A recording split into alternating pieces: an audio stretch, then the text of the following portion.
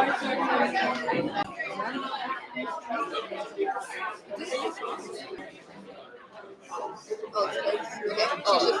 So we're gonna start. We're about to start with you, so I can hear her, but we can't hear her because it's just not.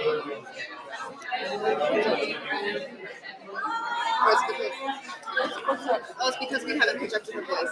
Yeah. You're introducing me. You're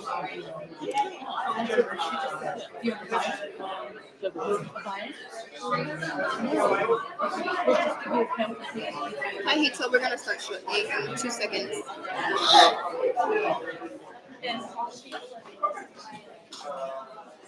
Would we just, so these are for the rooms? Yeah, the one for the room is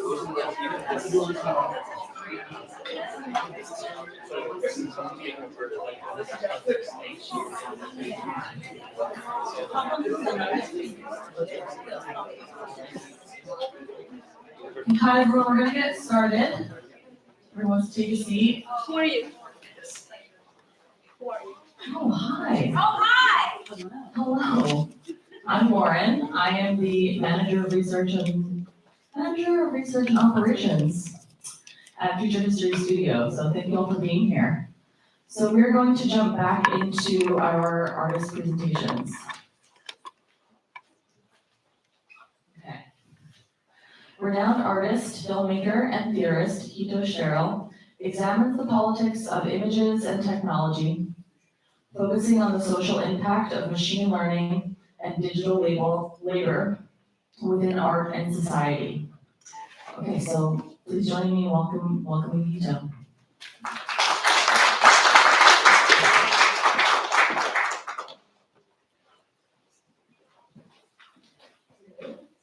Hello. We can hear you a little louder, Hito. Okay, so I'm just gonna start, right? Yes. Okay, wonderful. Thank you so much for having me, and I'm really sorry not to be able to be with you in person. I'm recovering still from major surgery, and I can't really move right now, so I'm happy to connect with you at least in a remote form. I will keep it short. I will mainly talk about the work I just completed right now, which is called Mechanical Curves, and maybe open up a few of the questions which I talked about in the abstract, which is more of the historical nature and the relation between things and person. But essentially what I would like to do today is to explore the relation of latent spaces to real, actual spaces, architectural spaces, using the figure of the grid. So I hope you can see my first slide right now. Maybe in the audience can wait if you see it, so I get some. Thank you.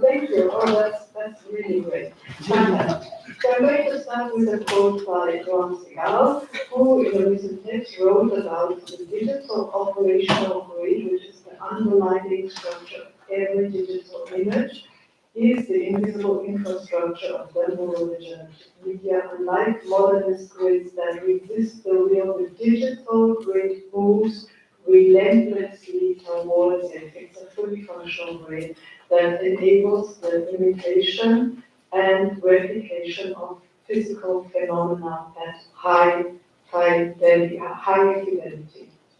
And this is really what I would like to organize my presentation around the relation of grids to the production of patents in a very literal literal way, because very often, I think we are facing the audience of people who are very much aware of the fact that, of course, latent spaces are not grid, they are multi-dimensional spaces that have hundreds or even thousands of dimensions and also very complex topologies.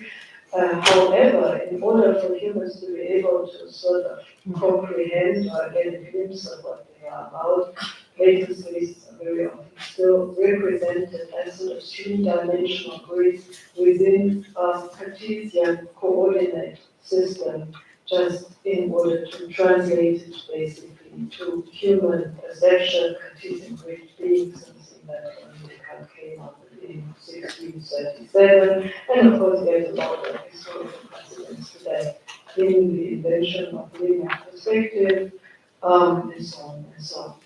But I would like to start with something very concrete, a very concrete grid, so to speak, an urban structure, which happens to be in South Kurdistan, in so-called autonomous region of Kurdistan in North Iraq.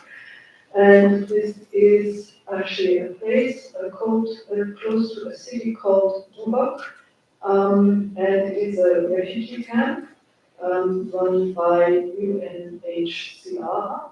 And this is literally the way on which parts of native spaces are being produced because this is where micro workers, or former micro workers in this case, live.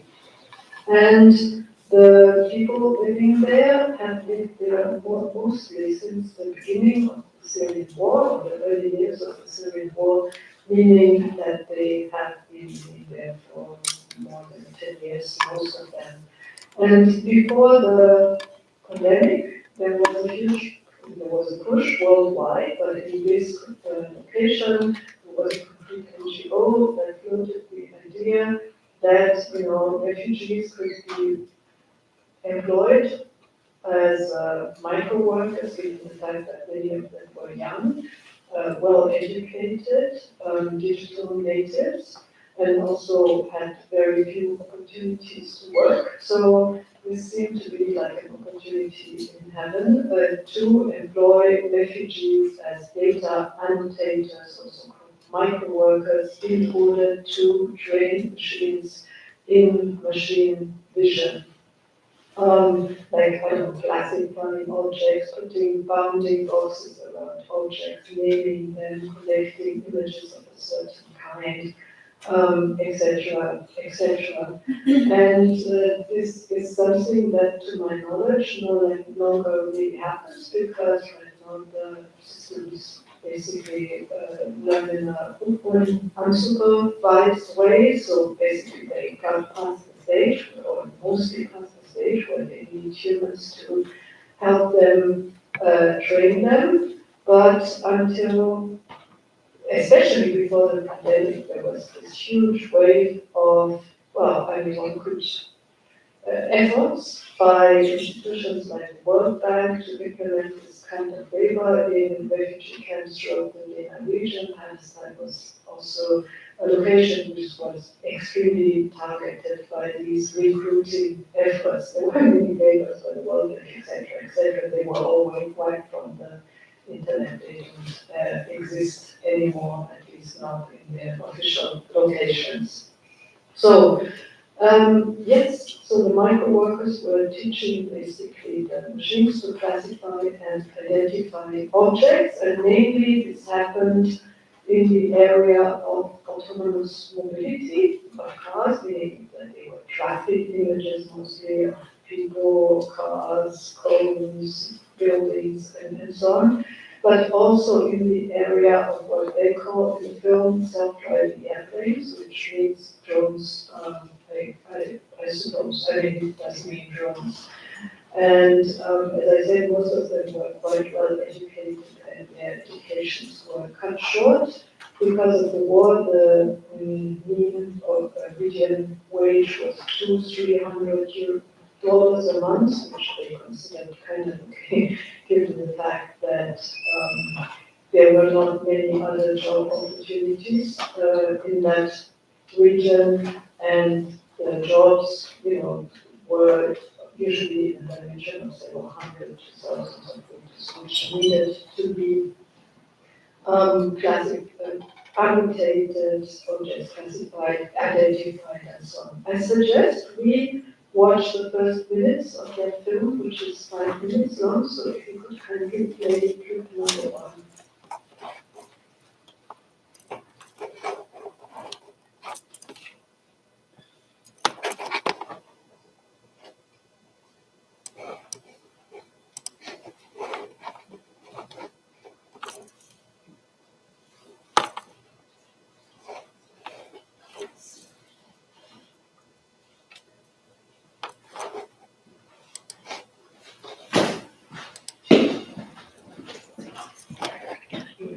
you show that in the presentation? Robottaki satranca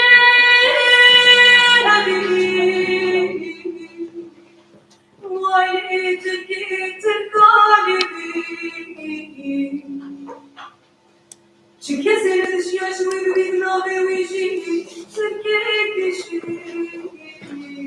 Vay bir satranca Alışıkmış bu kambosaki patladı da şartı bin.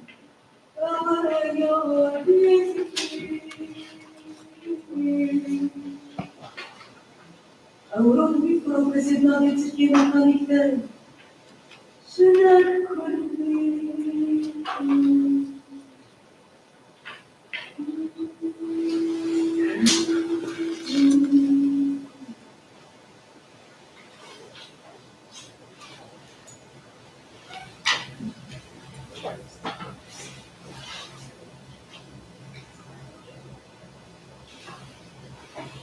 We can make that system, we can make robotic system for robot or something, do the something, don't mess.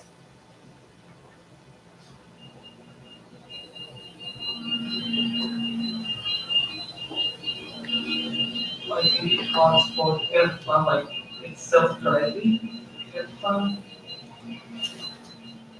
قمر صناعي تصريف القمر الصناعي التي قمر صناعي ما تحديد ذلك 3D درس annotation شيء. I know it's great the idea, it's really a great idea for making something great in our brain.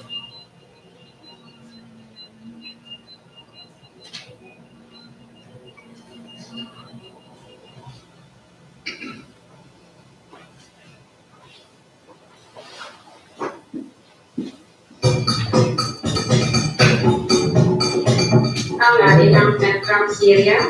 My old is 27 years. I at high school in Syria, but the work in my country I don't continue.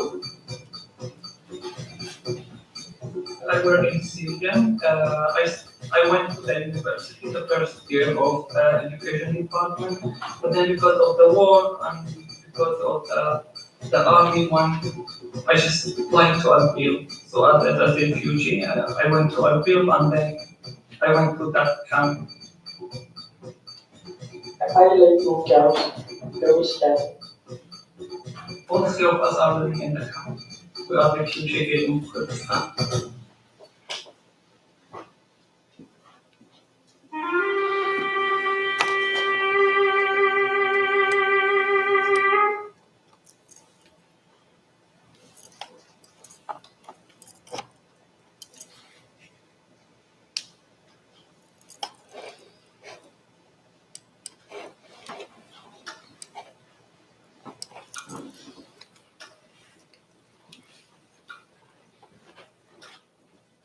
Rita? We paused it. You can continue. Okay. Thank you. Yeah, thank you. I cannot see same thing you are seeing, so I'm sorry I cannot see it. Thank you. Yes, so basically, that was the situation in that particular camp.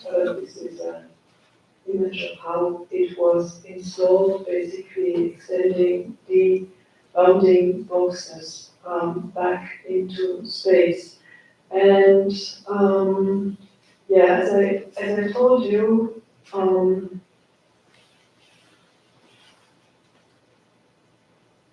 it was based on this automaton figure, which was still called the mechanical Turk, something which was made in the 18th century by an inventor in Vienna, and it showed a really invincible automaton in Turkish process.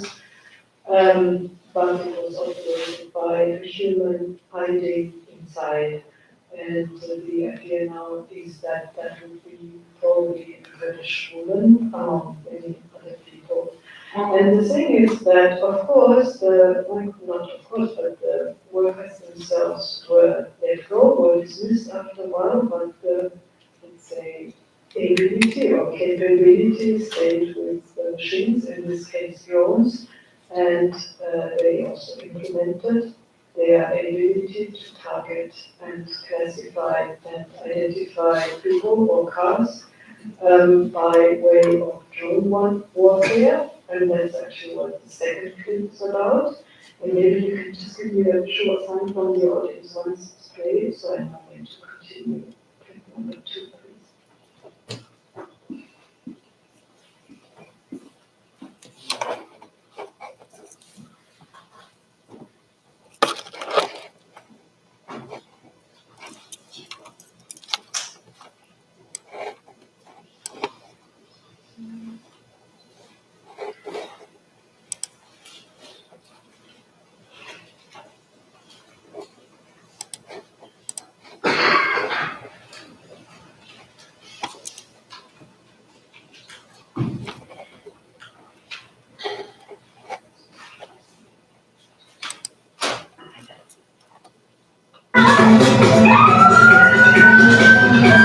Decided that they all jumped out like fire. So they said, I didn't know that it was a drone attack. So I was looking around myself, what was happening. This was a car accident, or what was that? But when the people, gathered and they took it, they all said it was blast. You were hit by a drone.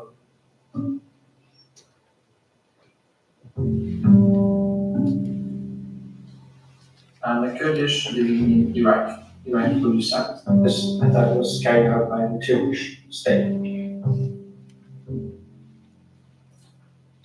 But we were only civilian journalists, how could we attack? I told them there's 2-1 left in Qatar, but unfortunately they didn't survive.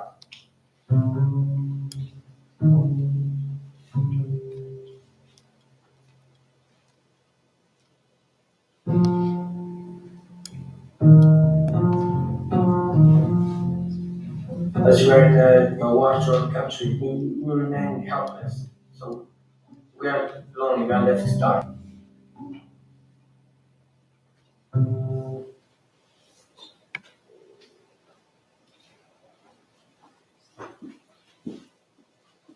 Okay. Thank you. The reason why I'm playing this locally instead of Zoom is because I realized that, there is a so-called AI noise reduction in Zoom, as you all know. And when it's operating autonomously on the material, it will just identify the Kurdish music and the singing as noise and just completely suppress it.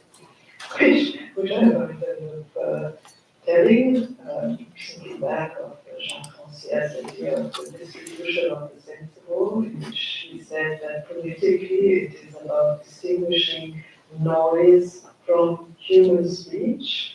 And human speech, he goes back to a Greek source to quote, that speech is defined as the speech of free man, whereas noise is the unintelligible, noise that women and slaves would make. So I think about that a lot, when thinking about automatic noise suppression and the things that are identified by a platform like Zoom as noise or not.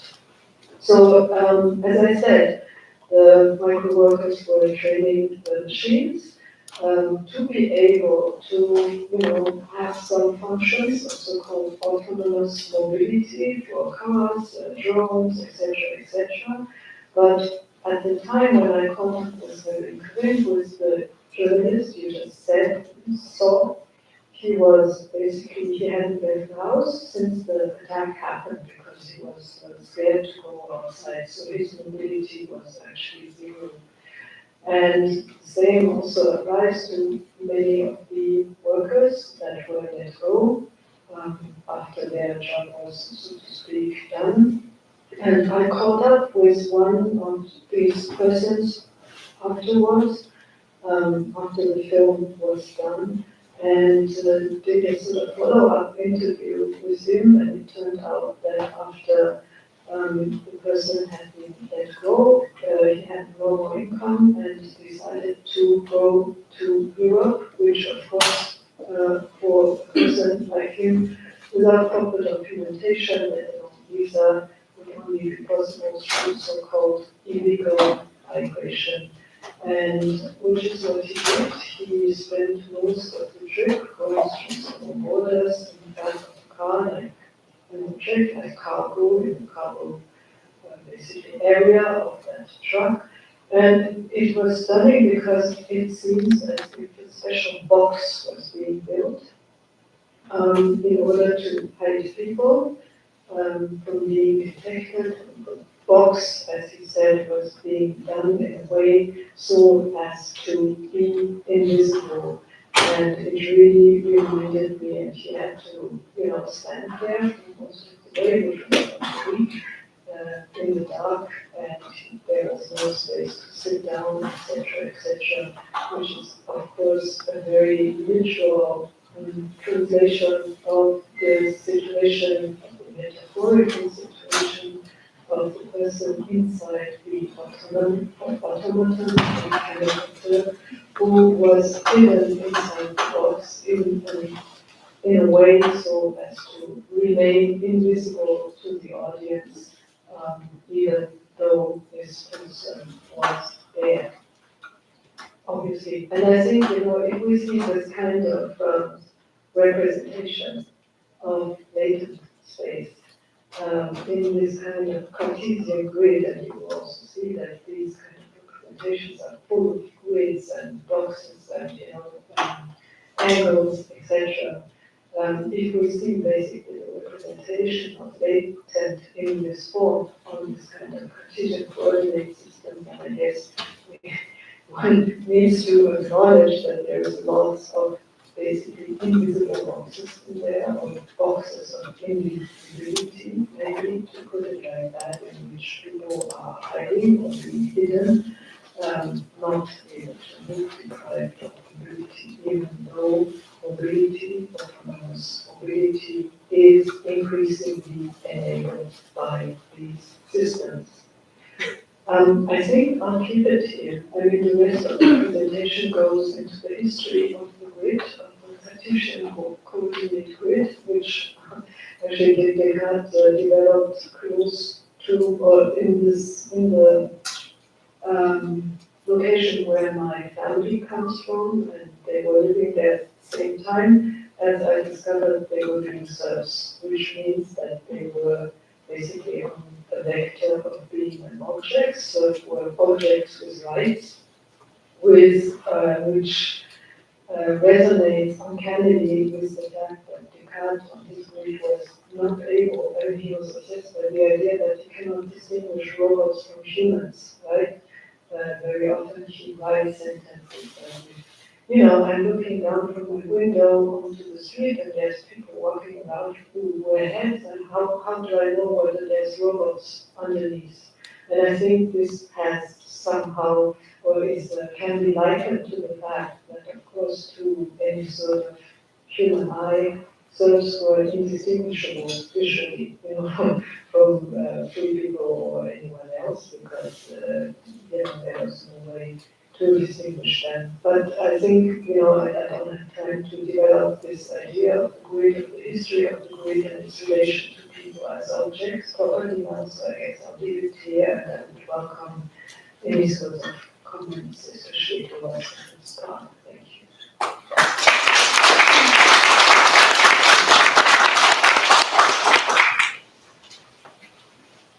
Thank you, Lisa.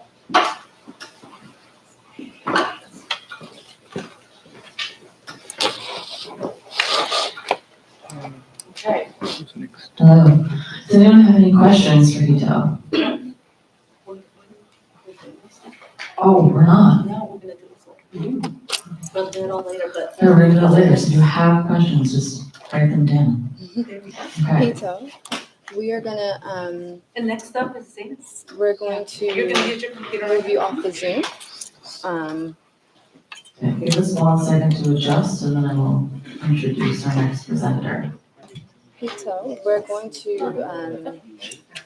do you have access to the live stream?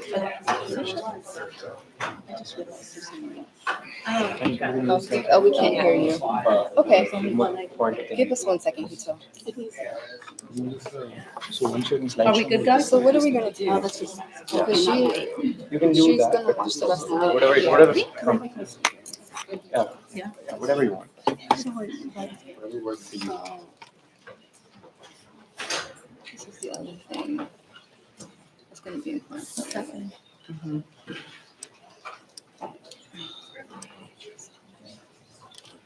I just fixed all of this stuff. Shall I dance?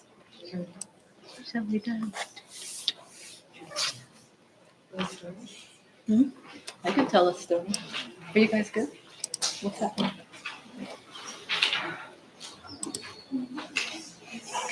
Can we hook Zainab up? This is gonna get complicated later, but it's fine. Are you introducing? 1 second. No, are you introducing? Or no? Just go. Please tell me how to pronounce her last name. Aliyu. Zainab Aliyu.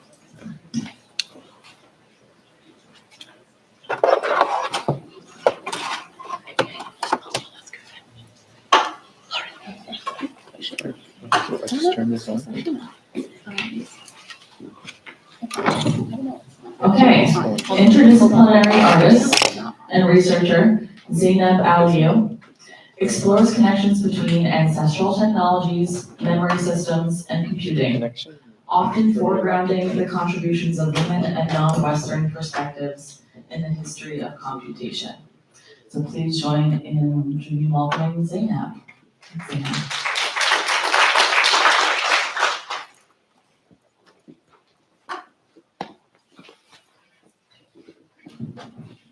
Hello. Can y'all hear me okay? There you go. Yep. Okay, I'm gonna have to project. I'm quite a quiet talker and a fast speaker, so we're gonna calm down and project for this presentation. Thank you all. Thank you to the organizers for inviting me to this talk today. And thank you for the previous speakers and the forthcoming speakers. I'm very excited to be here today and share some of my work with you all. Okay, so it begins with a memory. We would visit my grandmother anytime we returned to Nigeria. I remember her walls were filled, ceiling to floor with photos of my mother, my aunts, my uncles, my grandfather. Other photos are in boxes, stored, archived, tucked away. I watched my grandmother enter the kitchen, passing through a doorway curtain strung with shells and beads that danced to her movement. And soon she returned, making her way to a set of tall cabinets that were filled, ceiling to floor, with miscellaneous objects. On the back of the top shelf, there was a jar of white cowrie shells sitting behind a book and a cross, stored, archived, tucked away. So 7 years ago was the last time that I saw my grandmother. We belonged to a nationality within a Nigerian state, the Yoruba, which have an oracle system for divination called Ifa. It materializes through a set of different tools, one of them being a woven chain made of 8 similar objects that have 2 distinct sides. When the chain is tossed by a diviner, a combination of the 8 objects facing upwards or downwards results in 256 possible readings of ancestral memories and oracular verses used to decipher past, present, and future conundrums of life. This apparatus for divination through collective memory has a binary implementation not unlike the computer byte, a single unit of machine memory that contains 8 bits and can store 256 different values. While computer memory has a finite capacity, the divination chain has boundless potential. It extends itself from physical mechanism into ritualized practice, with the ability to be recast to unearth an unlimited number of interpretations.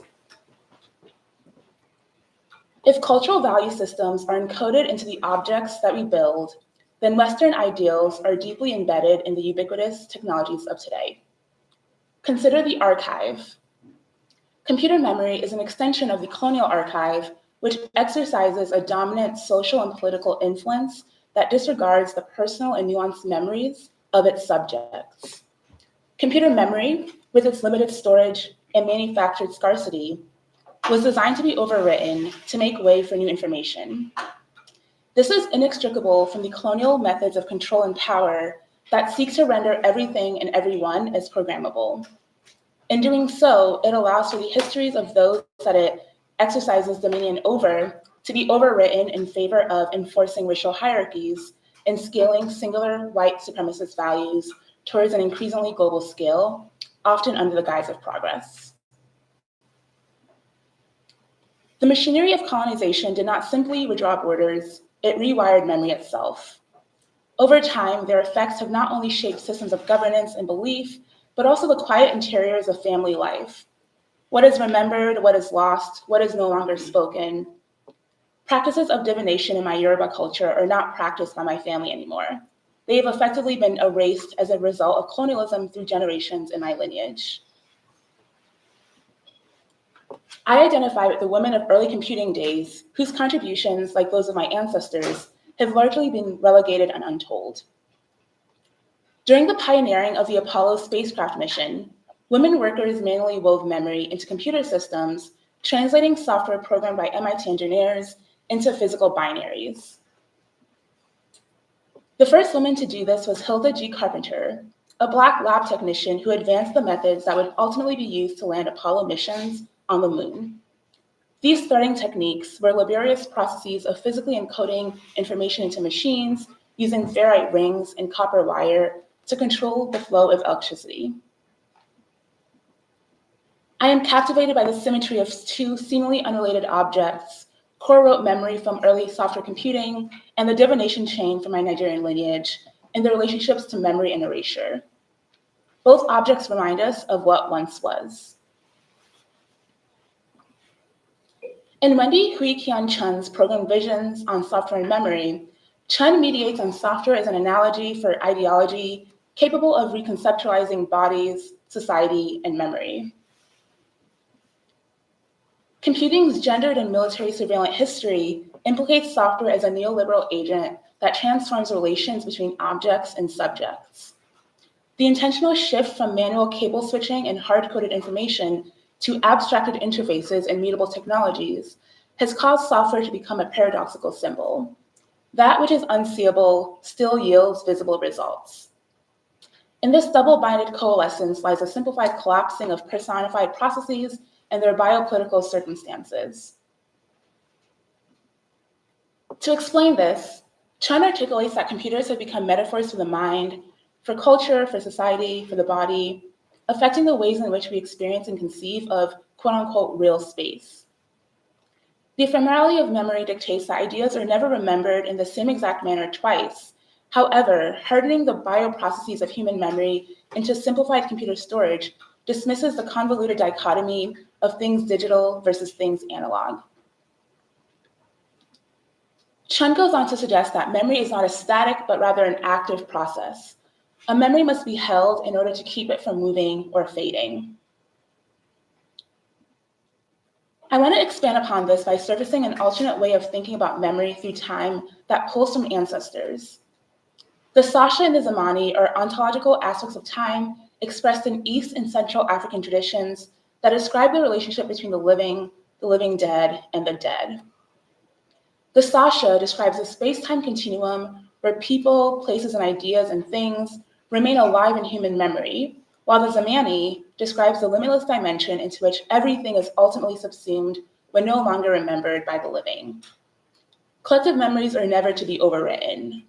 They are forever fading from the Sasha into the Zamani until they are remembered again by anyone living.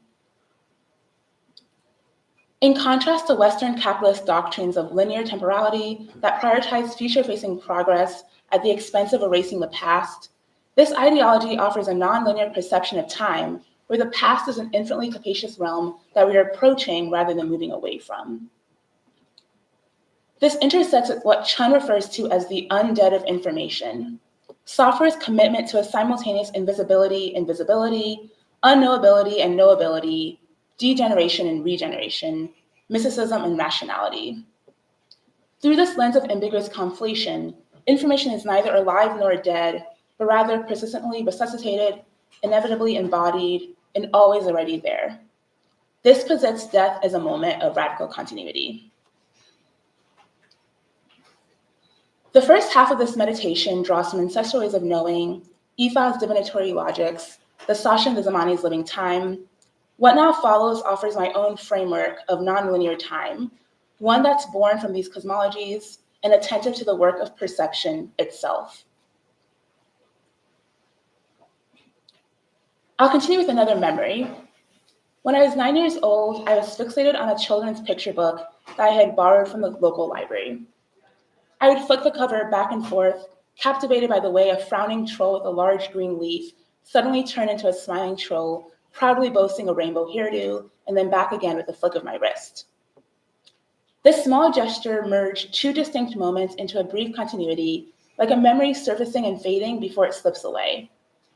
This was my first encounter with lenticular technology, which at the time I simply referred to as flippy magic, corroborated by the tagline on the book's cover, Magic Picture Books.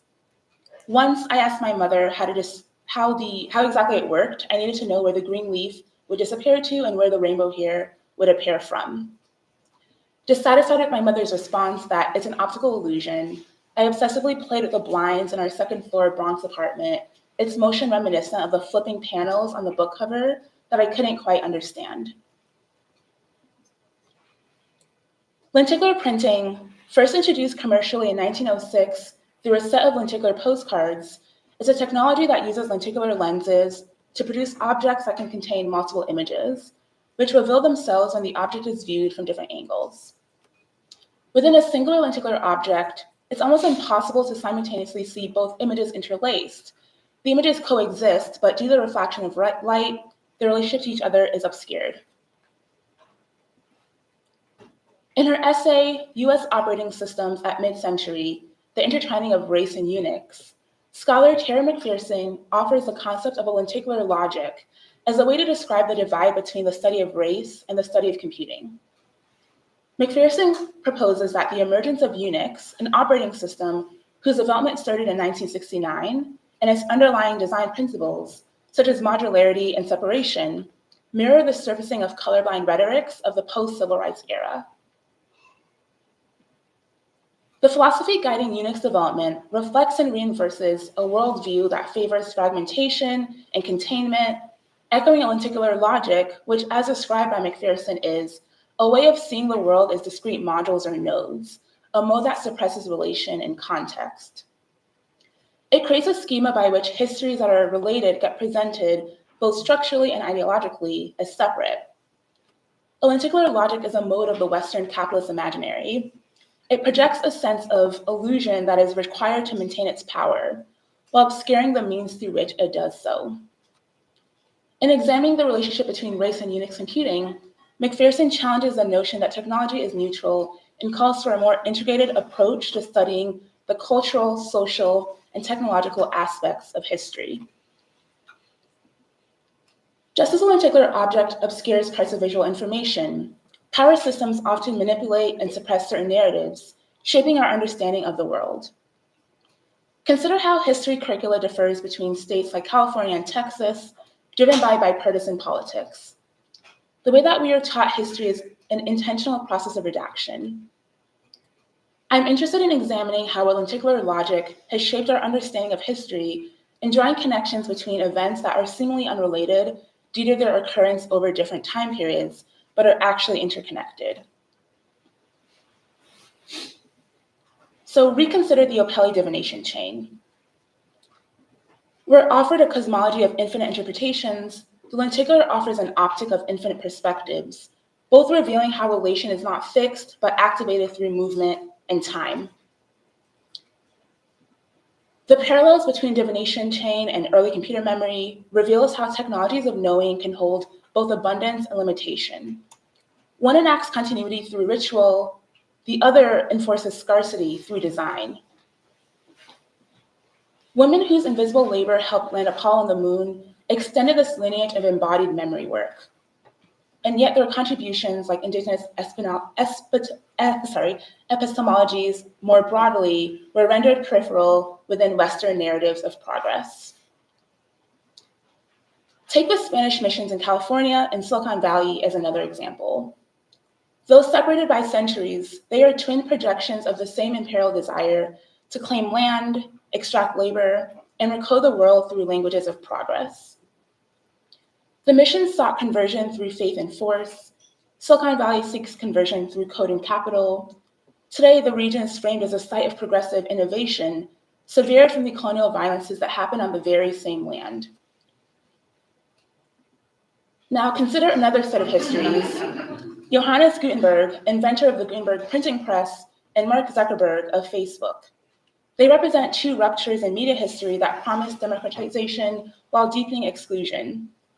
What was once control through typographic scarcity is now control through algorithmic abundance. Both transformed communication into a tool of empire, determining whose voices circulate and whose are erased.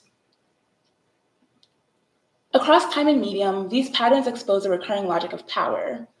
Knowledge systems that center relation and collectivity are repeatedly overwritten by those that privilege control. And seen through this lens, the lenticular operates not merely as a visual trick, but as a structural metaphor for history itself. To tilt the surface is a glimpse to how these moments coexist. Empires and interfaces are bound by the same illusion. In her seminal essay, Uses of the Erotic is Power, Audre Lorde contends that oppressive systems distort and suppress various sources of power within the culture of the oppressed. She goes on to describe the illusions and mythologies perpetuated by patriarchal modes of power that conceal reality, reclaiming the erotic as a tool and a source of power. There are many kinds of power, used and unused, acknowledged and otherwise, Lorde writes. Among these, one can find a subversive power inherent in the concept of détournement.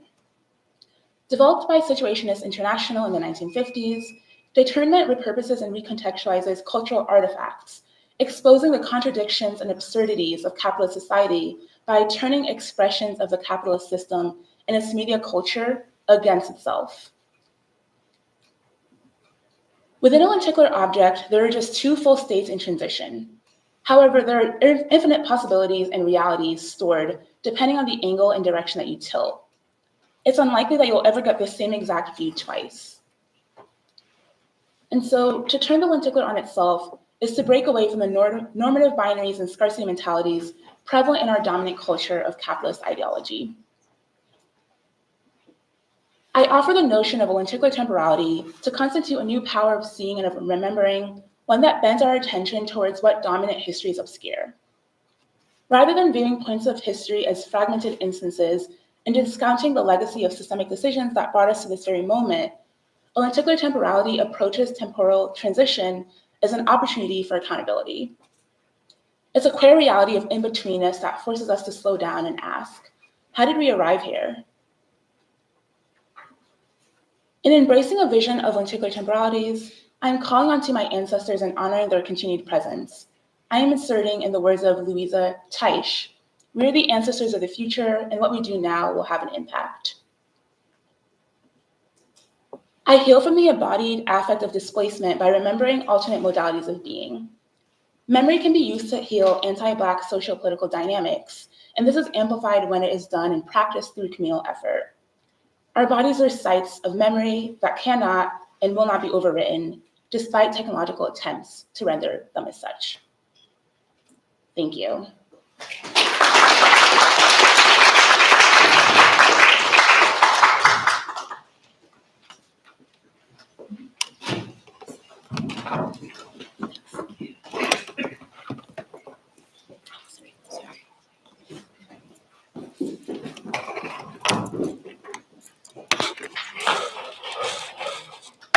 Thank you, Zainab.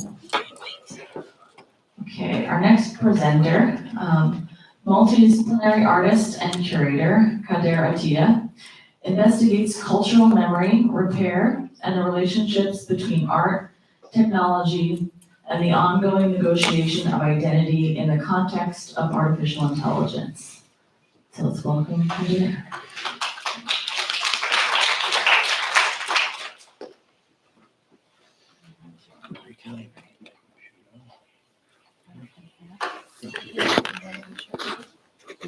Yeah, I'm going to give you more.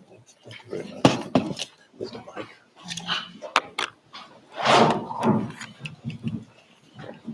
That's the mic. Yeah. Sorry.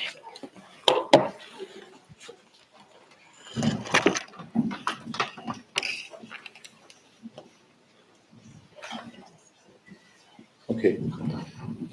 Yep. Yeah, can you hear me? Thank you. Thank you very much for inviting me. Thanks to all of you. Thanks to Noam. Thanks to Zeynep. I really enjoy your lecture. I have to say, it really goes with some questions I'm wondering. Okay. Garde Legonesse in 1982. Can you please just help me to let me know how I can scroll down the slideshow? Okay, very good. So, yeah, this is good. 1982, Garde Legonesse, a Saturday in September, school has started again, but the weekend is vacation time. At the foot of the building, the day begins. In the late afternoon, it's still warm. I walk. In the shade of the buildings, I walk. Don't take root, because roots grow in concrete too. I pass Matisse' dead hand.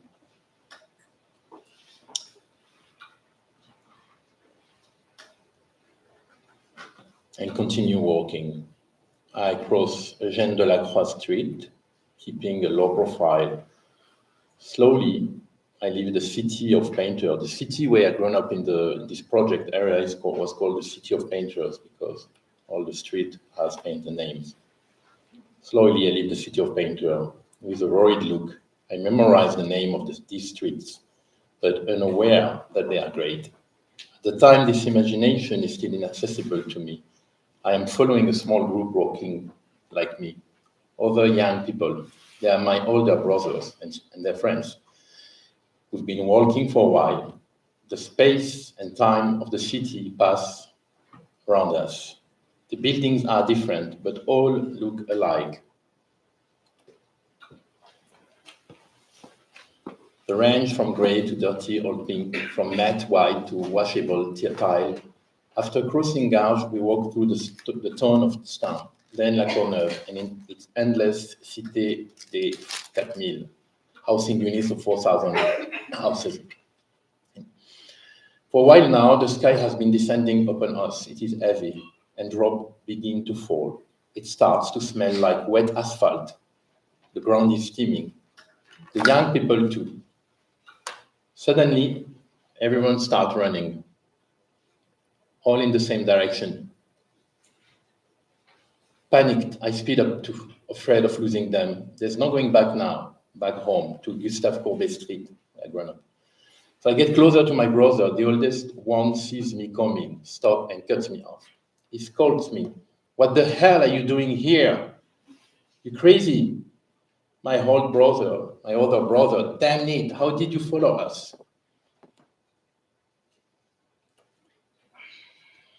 One of them starts to manhunt me, but the other one replies, "It's too late. He has to stay with us now. Otherwise, we'll lose him, and Mom will kill us."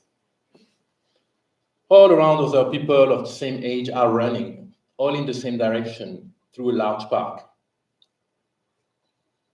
The young people are flocking to the barrier, like moths to a flame. So do we. The crowd is growing larger and larger behind and in front of us. My brother climbs the barrier and looks towards the brightly lit area. The noise of the crowd mixed with music rumbles. Suddenly, people are screaming. The music makes us shake like the barriers. My brothers and all the young people present, girls and boys, their eyes hypnotized, dance, sitting on the barriers to the rhythm of the music and the crowd. The music builds to a crescendo when suddenly the clamor explodes, the crowd goes wild, and the electric sound fills the space. Something powerful has just happened. The immense line of barrier moves, driven by a shock wave that the body riding it accentuates. Standing on the ground, I climb as best as I can onto the barrier and see a small figure moving around on the stage in the distance. So I ask my brother, "Hey, what's that?" But he doesn't answer. So I pull his leg and shout louder, repeating, "Hey, what's that over there?" And then he answered me, That is James Brown." Who? James Brown. In 1982, the king of soul and funk music, James Brown, then at the height of his career, came to give a concert at the Fête de l'Humanité, a communist music festival in La Courneuve Park in the depth of Paris, social housing suburbs. Thousands of young people from the suburbs of the 19th arrondissement gathered to listen, dance, but above all, to see their idol. Hypnotized by the vibration of this extraordinary energy and unable to afford the admission ticket, they ended up climbing over the barriers after spending the entire concert straddling them. My brothers and I were among them. The next day, headlines read, at the end of the concert, they invaded the stage. About 100 young spectators had broken through the security barrier. Our childhood is littered with experiences that have shaped our outlook.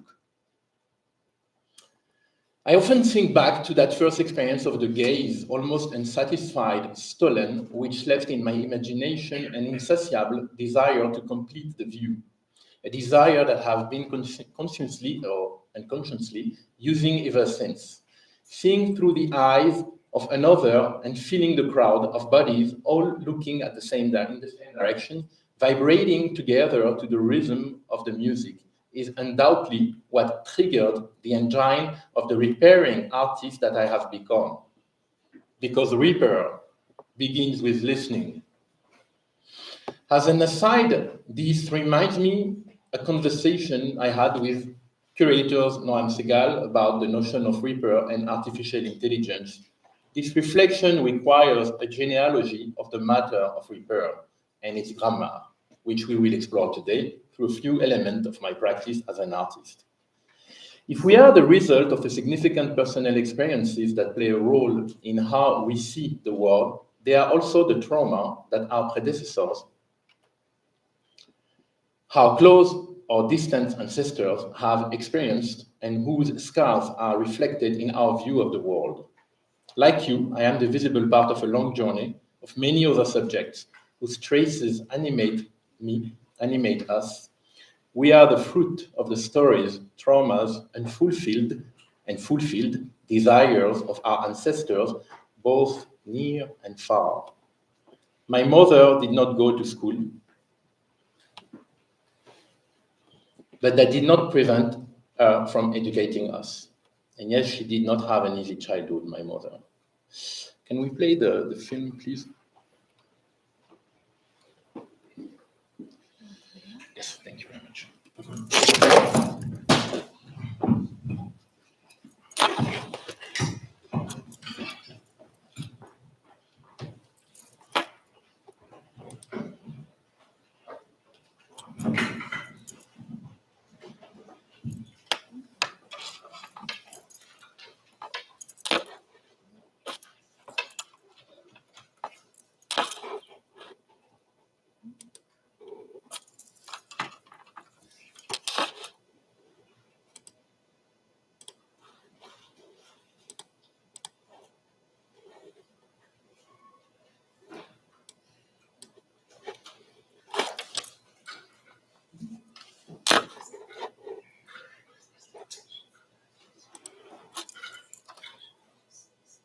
Guarda cosa, senza cazzo.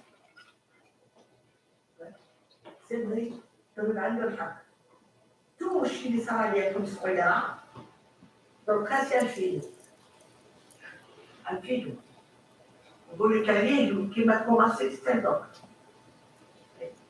Elle était très dure, Khalia. Ça me حس لا هي وخالي راهم في جهة ما طلبتنيش هذه خالتي وين؟ ما سامحهاش خالي كان يضربني l'école دار ديكومي كوزات عملت شوية يحكموا من يقول الفاتورة الفاتورة باش ما نشوفش برا كيف يصير أنا يعني ما ندخلش هكا بيدي باش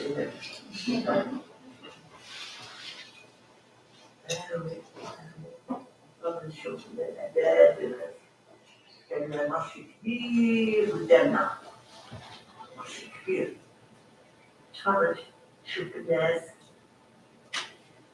نهار يفيق يتعاون 15 شوية كبر يعرف عليه بركة ويعاود الفاتورة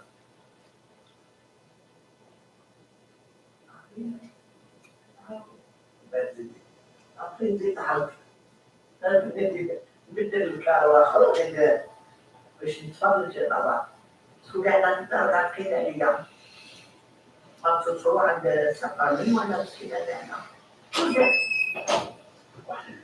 وحدي ولا معلم الولاد كانوا تبعهم ولا كانوا في الجامعة أبغي يديرهم أنا ما بعرفش نديرهم إذا بالرجال أعوذ بالله من الرجال 11 ans ما ننساش 11 ديال الرجال وديال الولاية كان عليهم خاف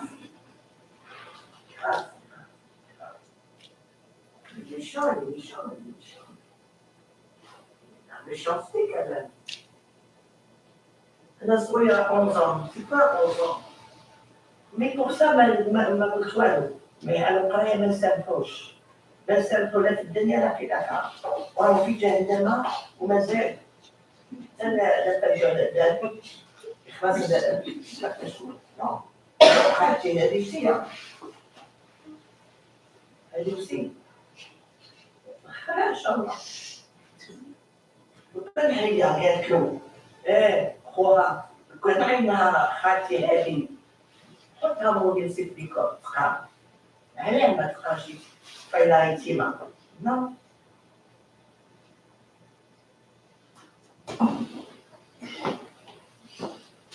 Okay, and then back to the slideshow.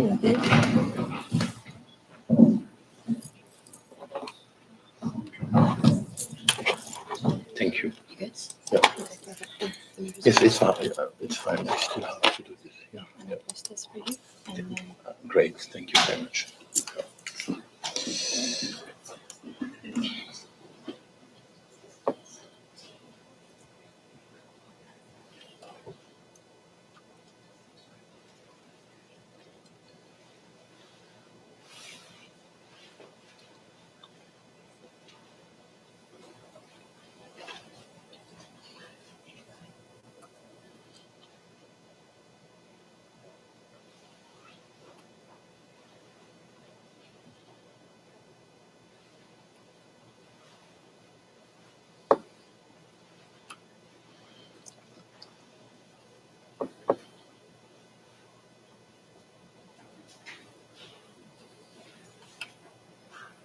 What did you dream about last night, Kader? This phrase uttered almost daily by our mother when we woke up, as we would hate our traditional breakfast of couscous with butter and raisins, continued to haunt me. So we took turns telling our dreams, and she interpreted them. Often we couldn't remember our dreams, or were too focused on eating breakfast. So she would say, well, since no one can remember, I'll tell you mine. I dreamed about your grandmother, my mother, who came to visit me from the other world. She's doing very well. She sees you every day when you go to school, when you play with your friends, and she's happy. She watches over you. She protects you. You see, in our culture, the living and the dead share everyday life. And that implies a different relationship with ghosts, at least with their terrifying descriptions as portrayed by the culture industry, particularly Hollywood cinema, of course. I have thought long and hard about what my mother calls ghosts. It seems to me that today these specters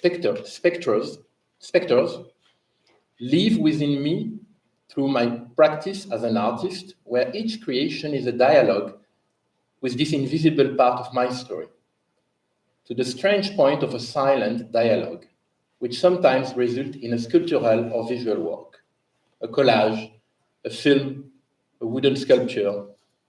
What my mother and Jacques Derrida call ghosts, I call traces. I always refer to my mother and Jacques Derrida because they're both from the same city, Constantine in Algeria. And they both love one dishes typical from Constantine, which is a sweet made of nuts.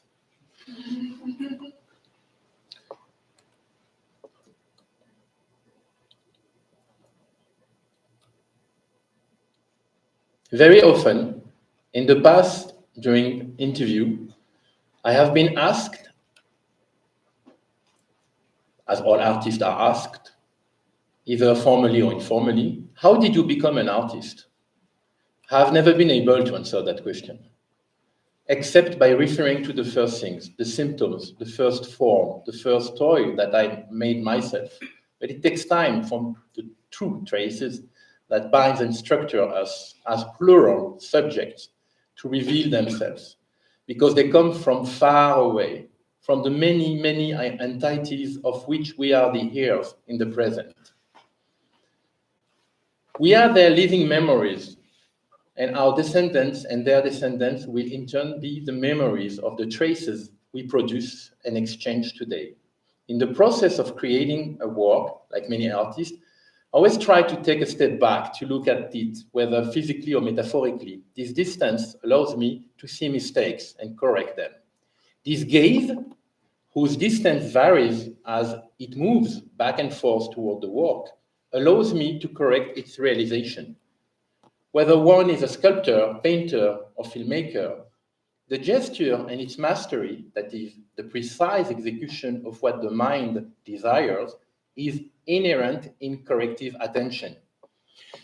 In the notes he accumulated from 1901 to 1943 from a book that was never written, sorry, just stay on my friend Willie on the side. Paul Valéry emphasized this, I quote, "Attention is linked to everything in living beings that fight against Carnot principle, i.e. entropy disorder. Threading a needle, for example, is acting against probability.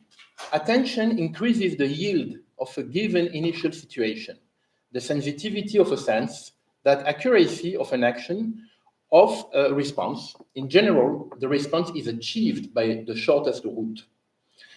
I approach the thread to the eye of the needle distractedly. It will probably take me dozens of attempts before it goes through. By briefly focusing my attention on it, I replace a statistical process with a kind of certainty. The seamstress of a tailor can probably do the same thing without thinking, as Abid has developed a cliché gesture in them that allows them to find the shortest path with their eyes closed. But to take Paul Valéry's analysis further, or simply to bring it into the field of art, the back and forth of the gaze in the artistic creation process is also paradoxical. Indeed, the corrective attention of creation, of the act of creating, cannot remain imprisoned in certainty. In fact, as far as my practice, my artistic practice is concerned, the correction of the gesture is as relevant in creation as the force of error can be. If we understand error as an improbable creation, because it is part of a logic that transcends and precedes us, but sometimes offer a relevant result. These forces are the systems of mnemonic traces, mnemonic from memory, of mnemonic traces that are constantly individuating themselves in the human and technical psyche, to recall here what the philosopher Gilbert Simondon calls technical individuation. since we left nature, and in the case of artistic creation, take shape in image and meaning. In this system of mnemonic traces, the gaze plays a role in positioning the first, the viewers, and the last, the spectator. Today, the latter can be human or non-human, as is the case with artificial intelligence. In every society, the gaze, a symbol of power, has always been challenged by its evolution. If today, more than ever before, the gaze is, sorry, I just have to scroll those things. In every society, the gaze, a symbol of power, has always been challenged by its evolution. If today, more than ever, the gaze is perhaps in danger and must be protected, it is because it has become the focus of an algorithmic governmentality and digital capitalism of attention, as it was for the church and the monarchy, then for capitalism of the Industrial Revolution. The gaze is now colonized by digital technology, a new capitalist power beyond humanity, which through invisible games, we can give them so many words, stimuli, Jim Crow codes like Roa Benjamin stated in a fantastic essay, Race After Technology. I mean, the list is long, but I'm trying to speak from my position of artist here.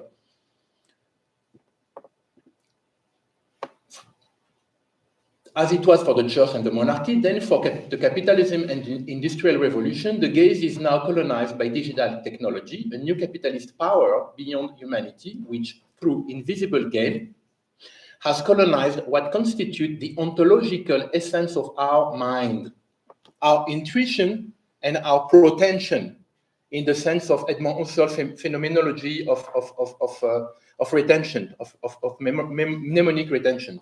A protension could be explained as a pre-memory, as an anticipated memory. And even these words are not enough. We can discuss this later, of course. The regime of the gaze is a system intertwined with other systems. A system that feeds on the image they produce by crossing them with those it memorizes. And to turn to my mother, it is in the imagination of dreams and daydream that these images are reconstructed under the flexible control of reason, in the case of daydreams, and outside of any control of reason,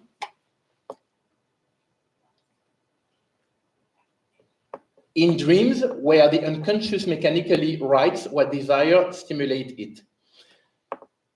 Let me read this quote because I think I missed one line. So, to return to my mother, and this thread for me is extremely important because she really paved laid the foundation of all this reflection I have on the traces linked to mnemonic invisible trace, probably injuries.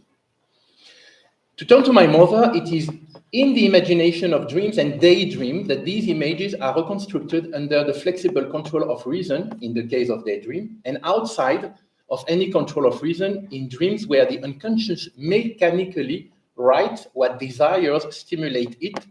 To recall here Guattari and Deleuze and their theory of the machinic unconscious. Deleuze says, this famous quote of Deleuze, everyone is saying, like Freud, Lacan, that the unconsciousness is like a stage with Hamlet playing or Othello. He says, no, the unconsciousness, it's a system.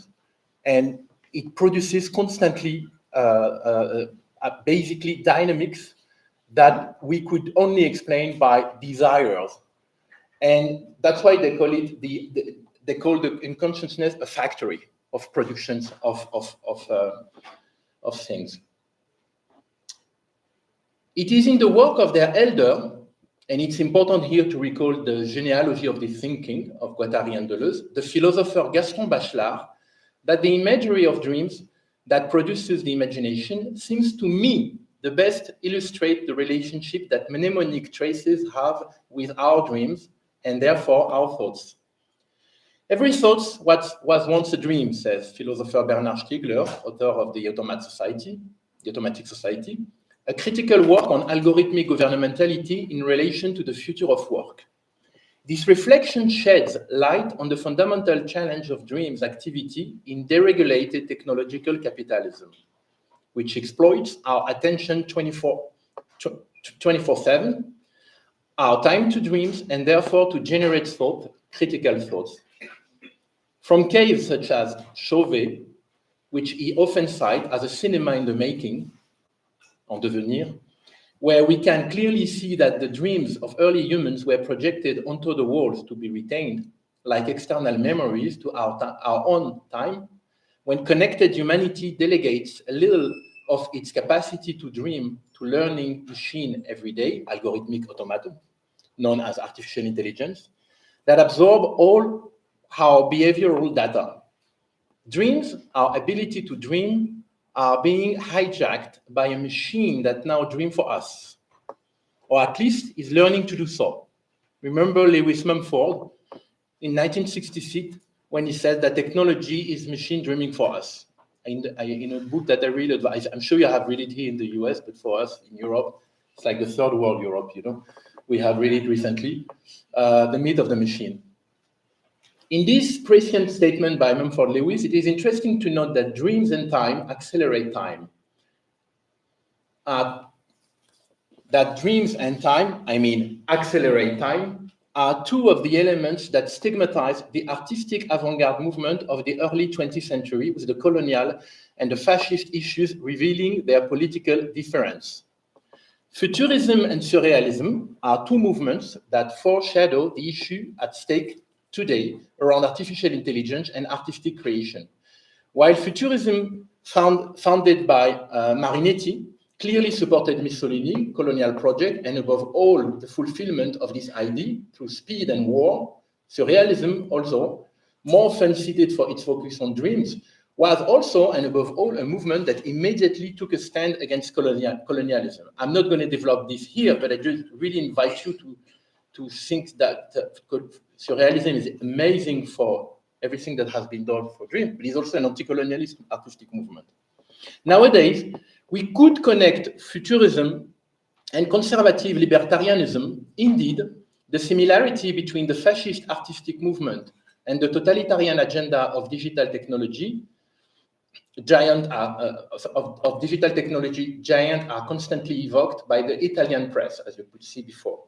Both ideologies, constant praise for technology of speed, war against the system, and against the bureaucracy that slow their colonial agenda on our mind, our free will, and of course our intuition, advocate the idea that there is no other possible future than our alienation to their governance, the algorithmic governance, like philosopher Antoinette Rouvroy named it.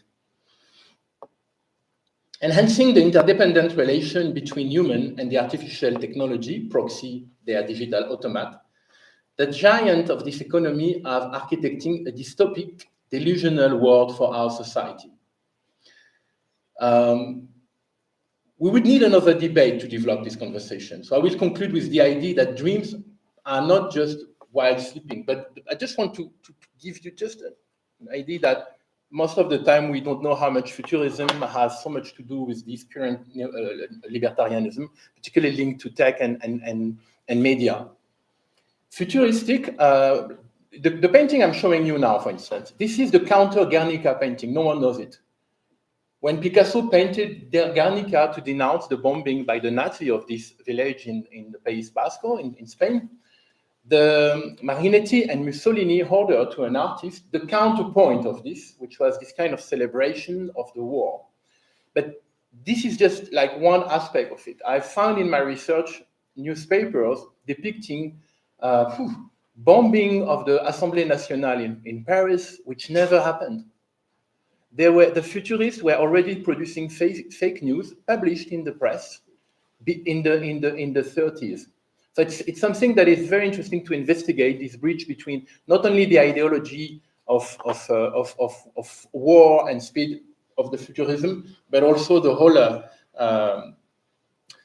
So to finish with, we would need another debate to develop this conversation. So I will conclude with the idea that dreams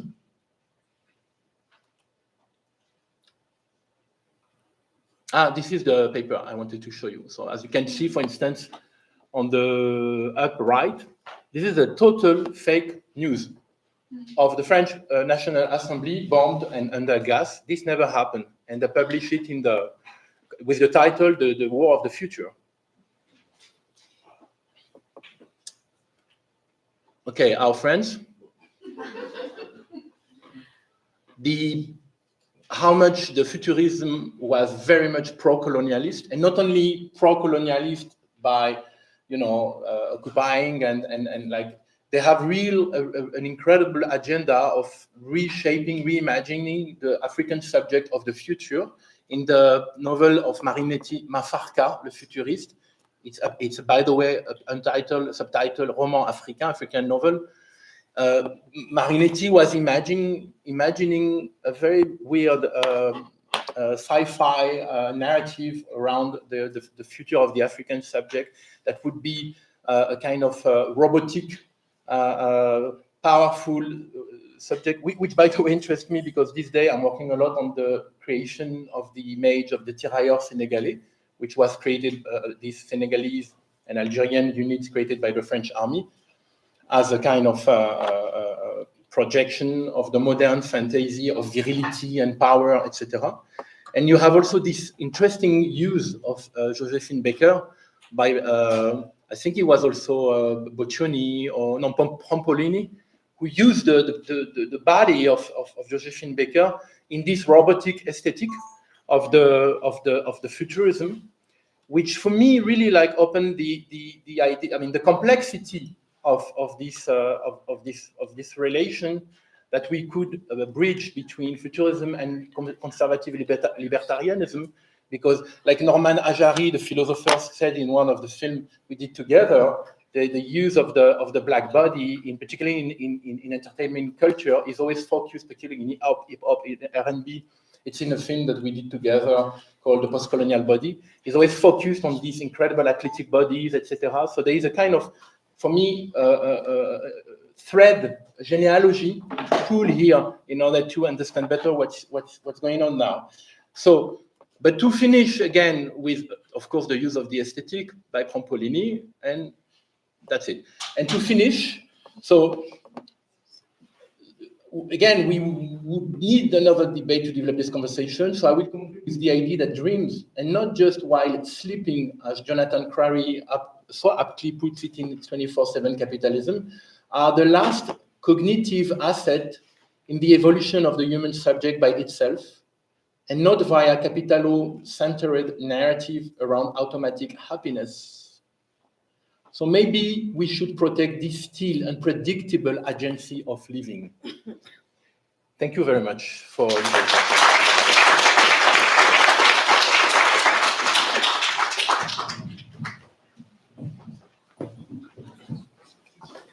Thank you very much. Thank you. This is so incredible. Thank you very much.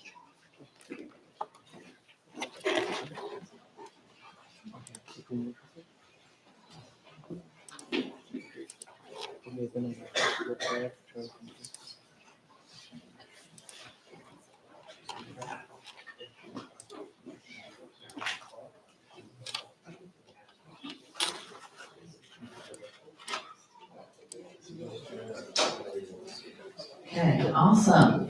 So artist and geographer, Trevor Pavlin, investigates the hidden infrastructures of surveillance, machine perception, and data in society, using photographic and conceptual strategies to reveal how AI affects contemporary visual culture. All right, so welcome, Trevor. Thank you.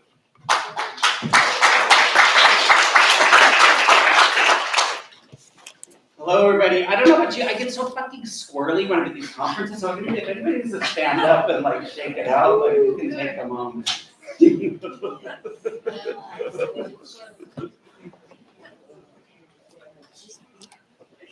All right, everybody loose? Okay. So today we're gonna see if the PowerPoint works, first of all. Okay. We're gonna begin with a true story. Bad bread. On the morning of August 16th, 1951, in a small town along the Rhone River in the south of France, the town of Pont-Saint-Esprit, this town was overtaken by a wave of madness that morning.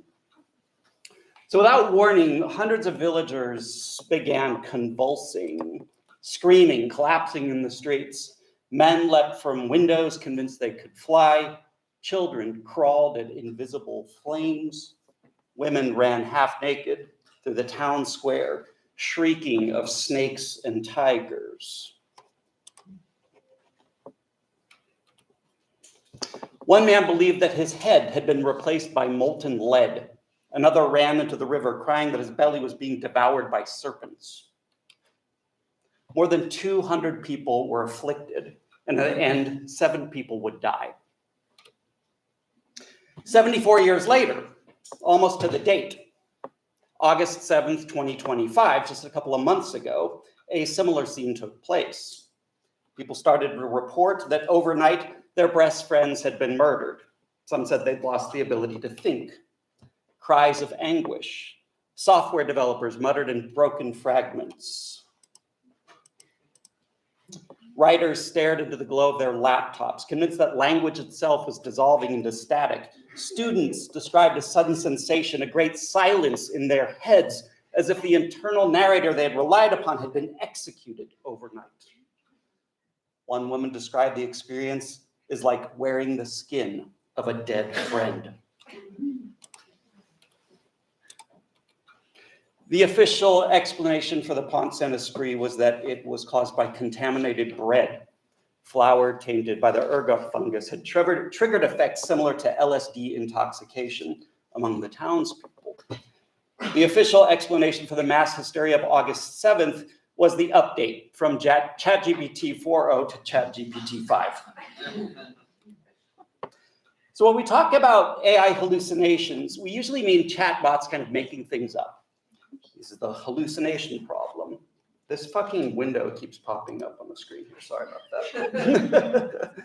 Anyway, I think we all kind of know AI is doing something to our collective sense of reality. That's not a really controversial thing to say.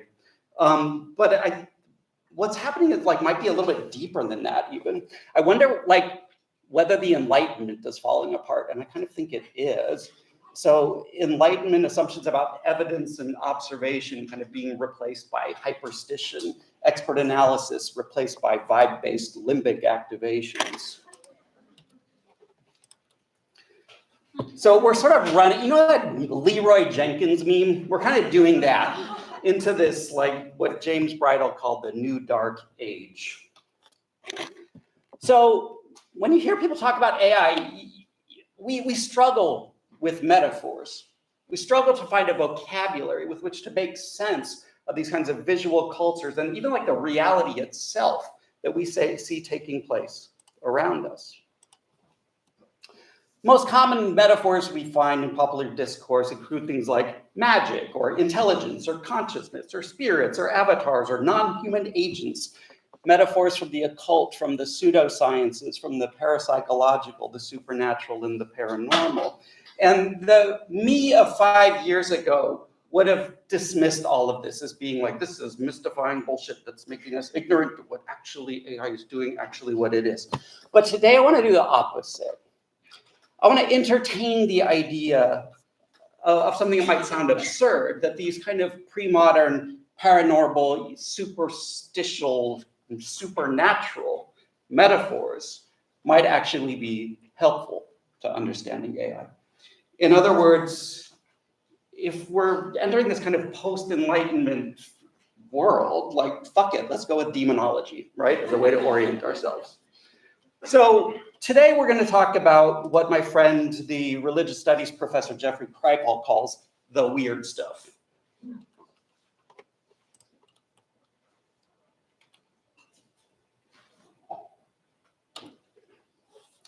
So imagine you're walking on the beach. You see something like this in the sand. You can pretty much 100% guarantee that somebody wrote that because the probability of waves creating that pattern is basically 0. So we assume that language, especially written language, comes with some kind of intentionality behind it. And this is an assumption that's buried kind of so deep in our subconscious and our prehistory that we don't even think about it. Now, however, imagine you're on a different planet, one where you definitively know that no other human has ever been, and you see that writing in the sand. This would be evidence that something very, very weird is going on, that reality is not as you understood it.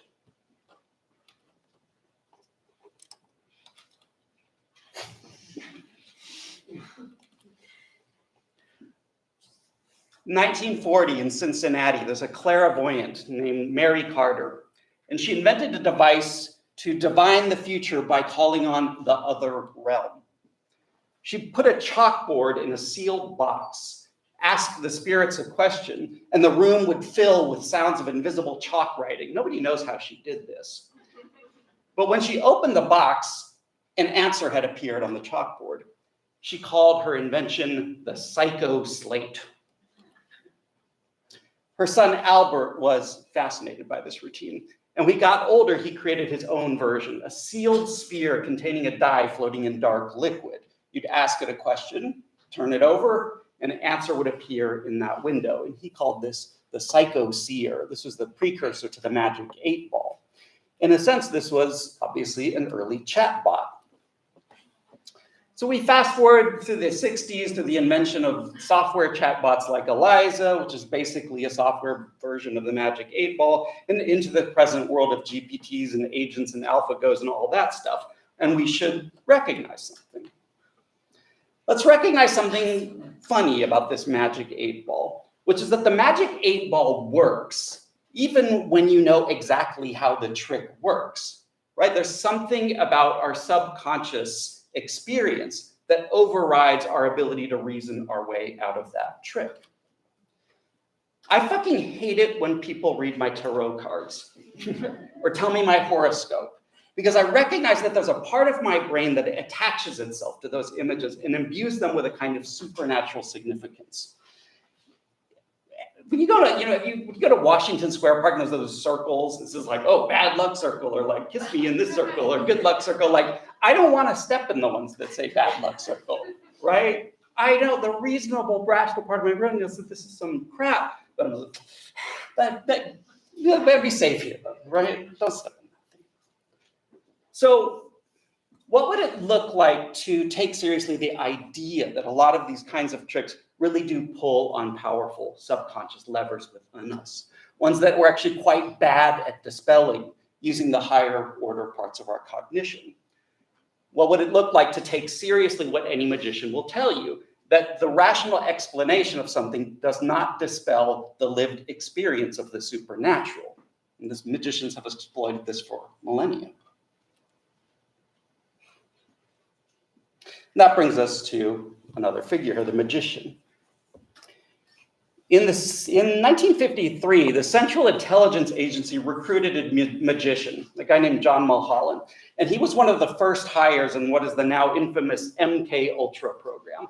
This was the secret CIA program that experimented with drugs, hypnosis, sensory deprivation, psychological conditioning, in an effort to develop ways to control people's minds, to break people's minds, to rewire their minds. Now, why would CIA bring in a magician to do this? Well, magic is, of course, about figuring out how to exploit the gaps between perceptions and reality. And Mulholland's specialty was designing objects that were far different than what they appeared to be.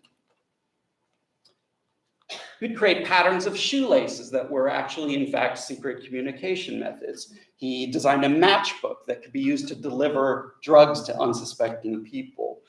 He invented a silver dollar that concealed a poison spike that could be used for assassinations. Now, we live in a world where the images of the objects that we use are often far removed from what those objects actually are. Your car is a giant set of sensors designed to transmit information about you to insurance companies. Your vibrator collects data on you to send to advertising companies. Your robot vacuum cleaner sends information about your house and its contents to data brokerage companies. These are just obvious examples. If we kind of go up the stack, we see this everywhere. I flew home the other day on United Airlines, which of course is a financial services company that flies airplanes in order to get you into frequent flyer and credit card programs, right? So there's something going on here that we might describe as supernatural, where the objects around us are not what they seem to be.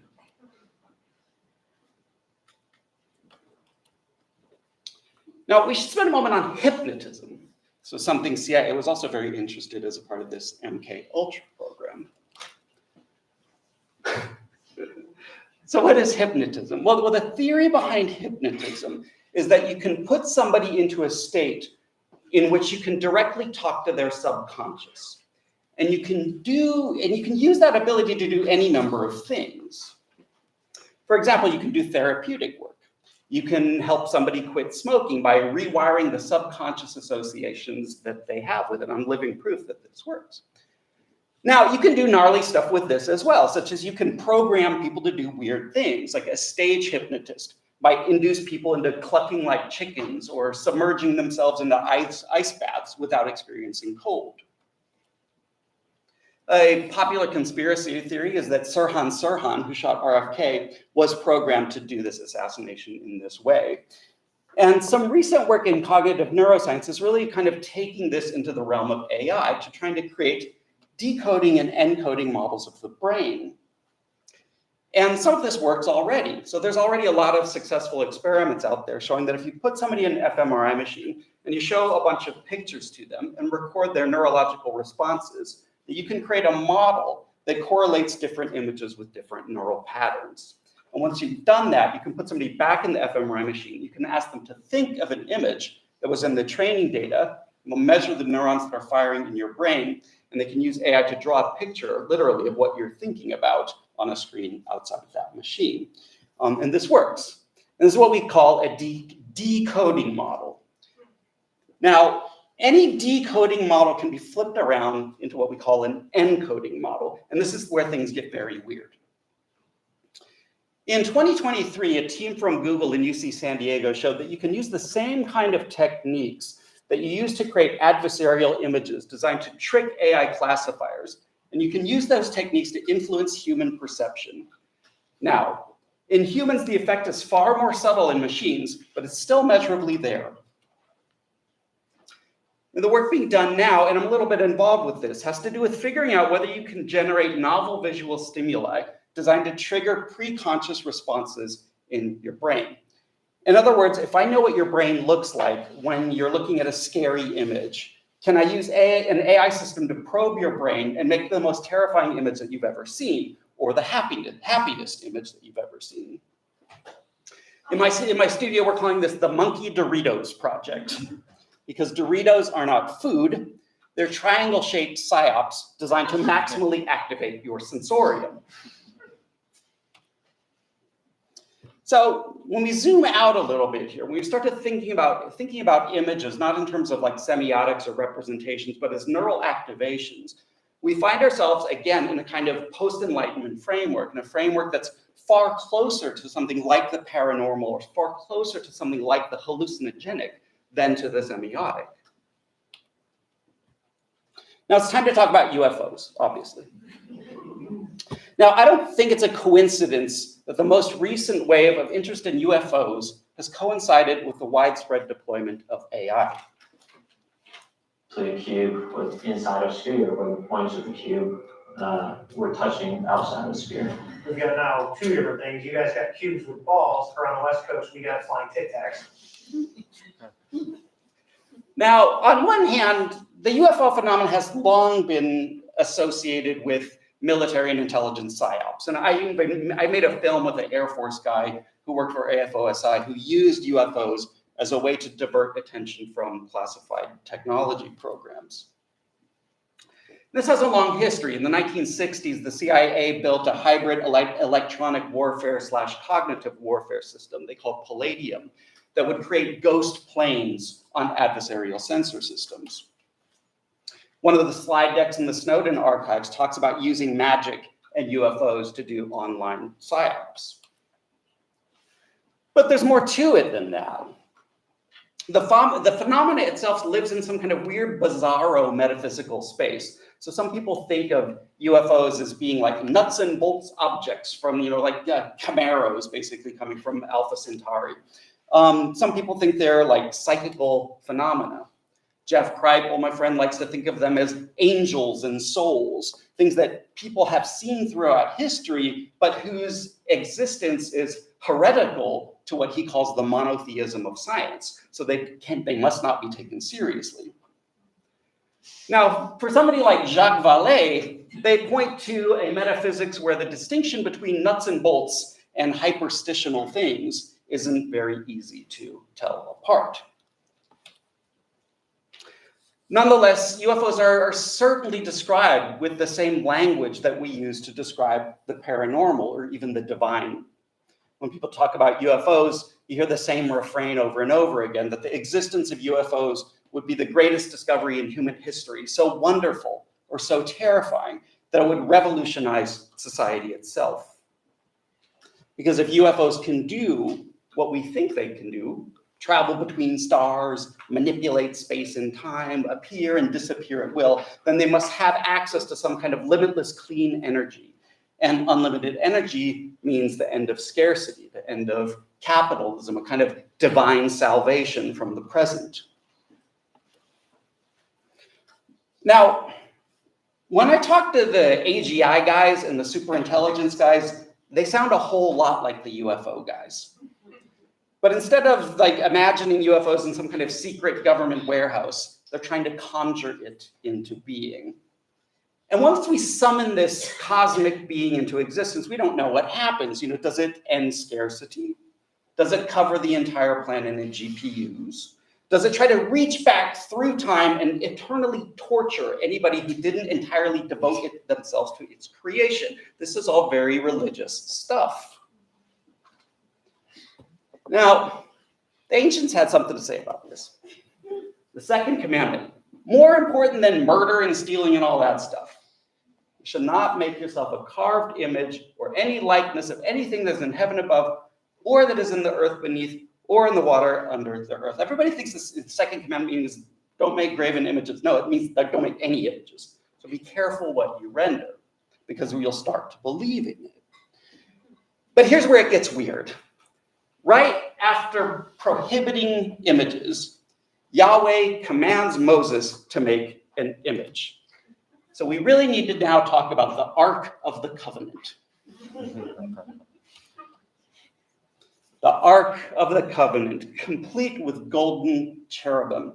The same God who says, make no images, orders the construction of the ultimate image, the ultimate meme. And for a while, this meme worked.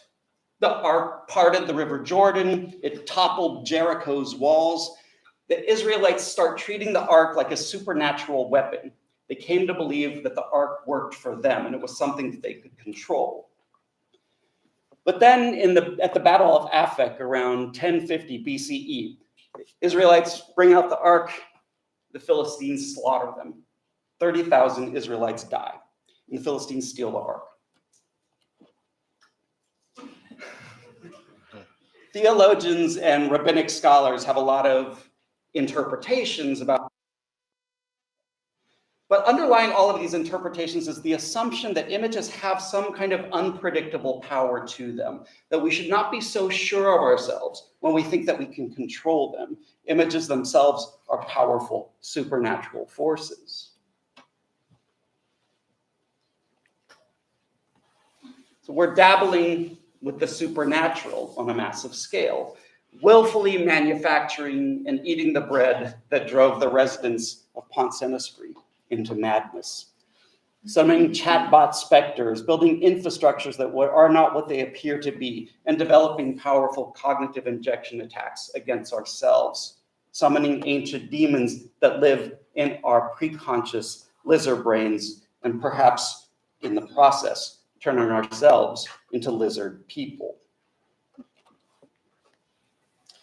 If we are indeed creating a kind of post-enlightenment world, a new dark age, then maybe we have something to learn from these pre-modern cosmologies. The pre-moderns certainly have a lot to say about demons and ghosts and angels and souls and towers of Babel and arks of covenants, and the fact that there's a whole lot of stuff out there that we better be very careful about messing with. Thank you so much for having me today.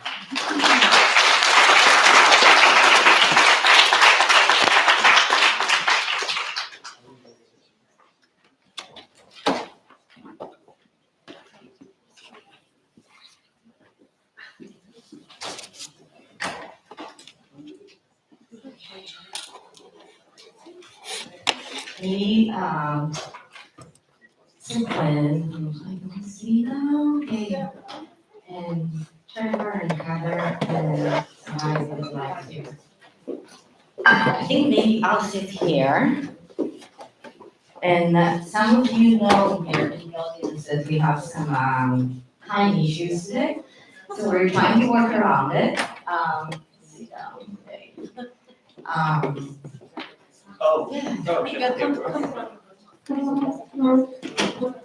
So we're gonna do this part kind of short. You've had amazing talks, all of you. Just to kind of like refresh, if you remember, one spoke before break.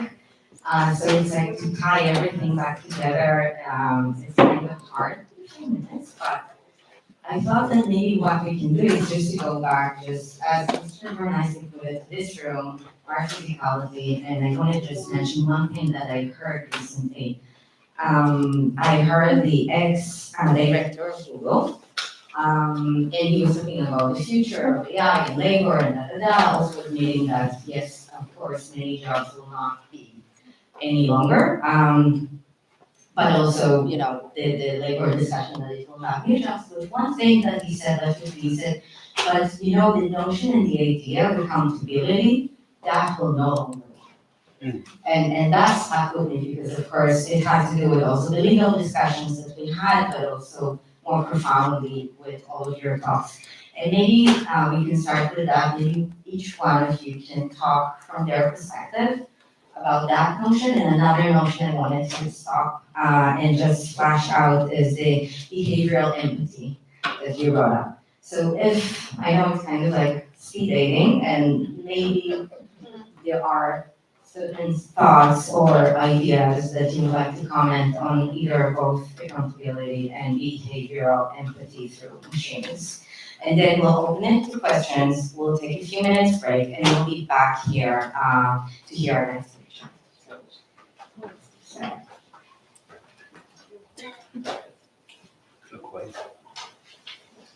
Likewise.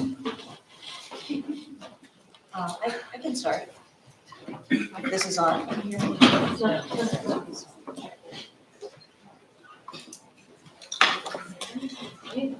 I'm falling on the sword of you going first. Thank you. Be gentle. But yeah, I think in terms of accountability and behavioral empathy, where do I begin with that? I think when it comes to, I think it's being accountable to whom. I think for me in my practice, I think about being accountable to the creative practice and the creative labor, and sort of interrogating that without conservatism, but also really thinking about ways in which I can approach working with these new systems that help me learn on both sides, help me learn about what it means to be machine readable on my own terms, what it means to sort of open up a somewhat solitary practice to a kind of other agent, and that what that interrogates for me. I think with some of the recent work, when I think about behavior and empathy, I've always been aware, I appreciated the sort of tone of like warning in Trevor's talk, in that there's a power to generating these images, there's a power to these interactions that we find ourselves in, and I've been thinking about ways to design my own interactions to privilege more and a more emotional practice, a more reciprocal practice with material, with silkworms in my case with machines. So I think that's where I land in the work. And I find it's can be a response to some of the pace and erasure of labor in image making today. So yeah, that's where I am. We're not doing clockwise. Okay. Out from the center. Think about this.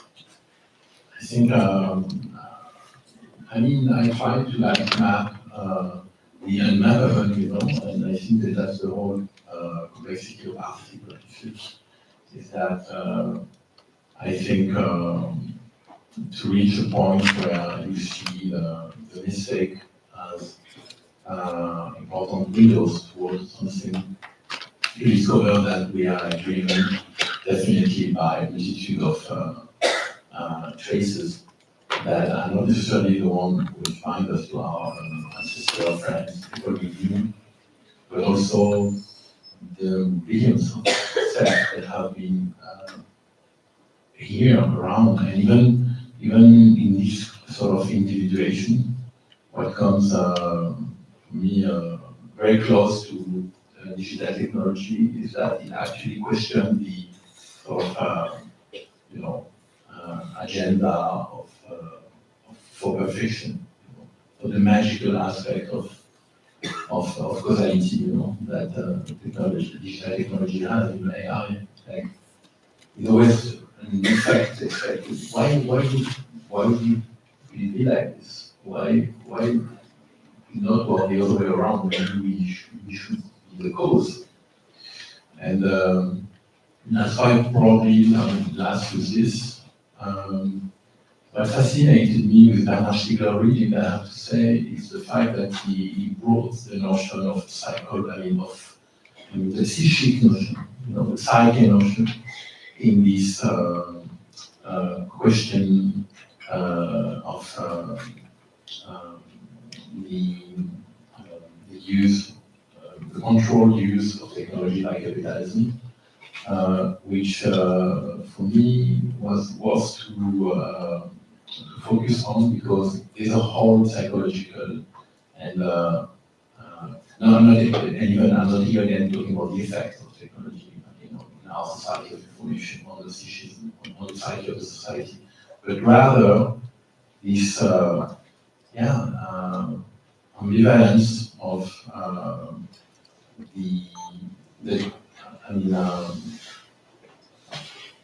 of this environment that could be approached and experimented through dreaming and even dreaming also, but let's say at least reverie, so dreaming, in the sense that here again you become actually the object of this governance, and the movement is back and forth to make the subject and the object of it.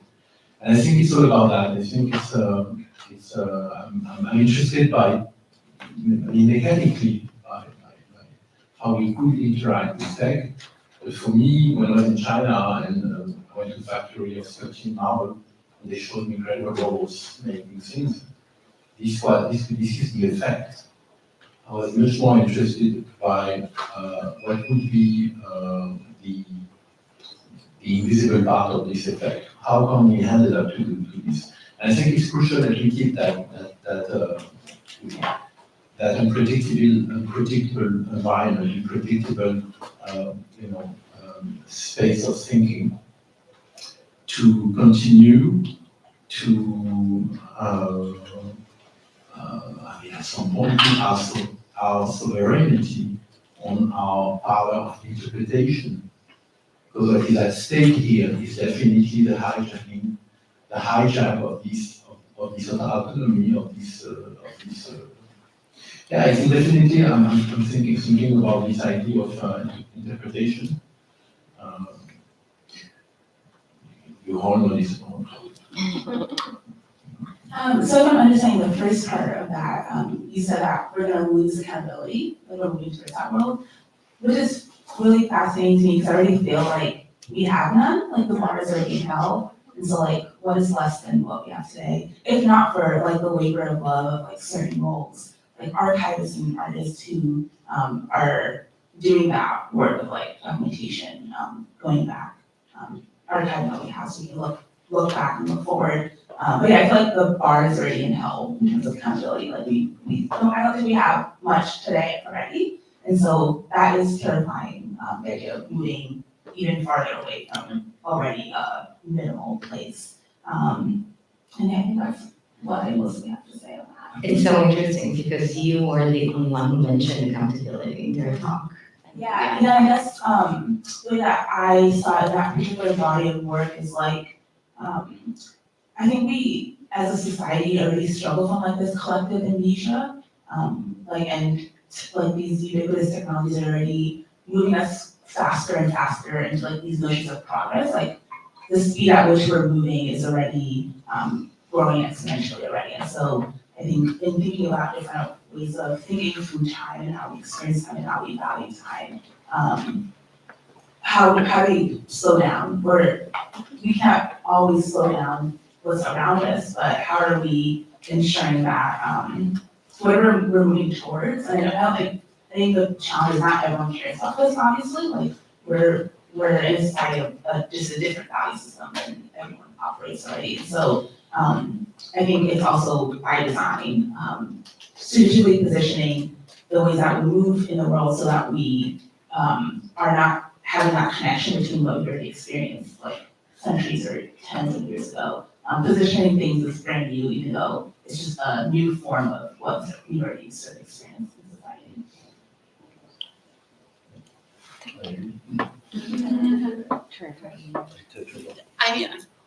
We don't have a lot of time. I don't have like real interesting thoughts about this. There's nothing much able to say. Other than like in conversations I've had with friends, there is kind of a vibe that subjectivity is changing, right? And if accountability is a feature of a kind of bourgeois subject, then like what other things that are similar to accountability that will play that role in society have existed at other points in time? So that's a question that I would have. And I also think there's only so much you can learn from the past because of course we're living in a very different media environment in which the leader of the country is sort of like a demonic attention algorithm that's come into a corporeal form, like the UFO is like imaginary thing and nuts and bolts at the same time, same thing, right? And that is a fascist form, right? And so that is not a good thing. But so how do we reconcile all of this stuff? I don't know. But there's a weird vibe out there.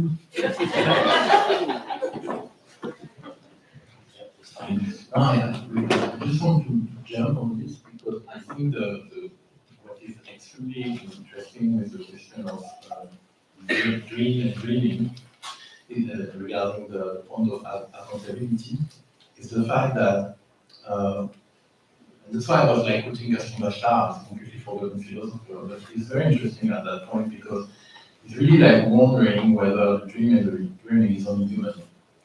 And for him, someone who's making terracotta makes the terracotta. The ceramic is dreaming. Words are dreaming. And he said that not all the words, but some words have the capacity to dream.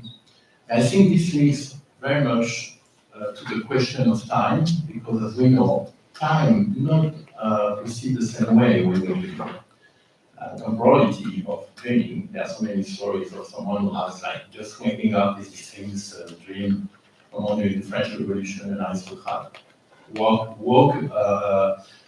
up because he felt that the guillotine fell on his neck, but actually it was the frame of the bed that fell on the neck. Actually, the frame of the bed fell, and then he had the whole scenario of being arrested, prosecuted, judged, and then executed.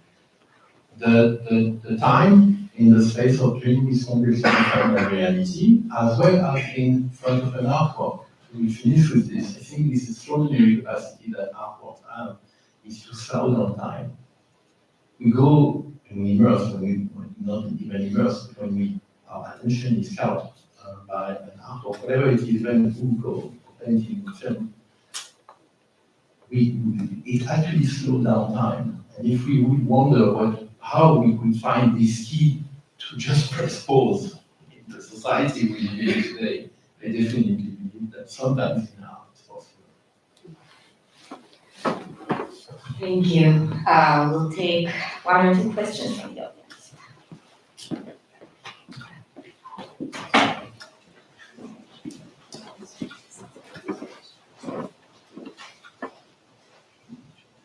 Hi, thank you for your talk. I have a very quick question. I'm interested in asking you, Trevor, about your relationship to hyperstition. So insofar as you're thinking about the construction of a new dark age, you seem to have very conveniently left out the the resources that I'm familiar with, so Nick Land. I've been traveling around giving talks about the Antichrist and actively proposing the end of what we know as humanity. So I find it suspicious, at least, to think about sort of overcoming or pushing past or an active construction of a dark age. I completely agree with you. I'm not saying it's a good thing. No, I'm just curious to have a bit more serious conversation about the relationship to fascism. And hyperstition in the context of the dark age, because the Enlightenment has actively denigrated wisdom traditions and technologies of peoples all over the earth. We weren't having somehow a successful Enlightenment that then all of a sudden has gone awry. Completely, yeah, no, I agree with you, and I agree with you that there's a complicated conversation to be had there, So yeah, I guess, but yeah, we should agree to have that conversation. I think that would be a really interesting conversation to have, because the premises of that conversation would be both troubling of the Enlightenment, as well as recognizing that the way that this new Dark Age stuff is being theorized, as well as being put into practice, it has this intensely horrific fascist form. So what do we do about that? So that's the conversation exactly that I'm trying to prompt, I guess.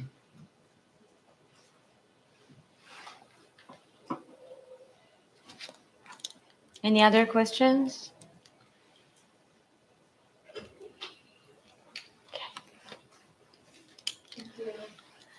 Thank you guys so much. It was incredible to have you here and to be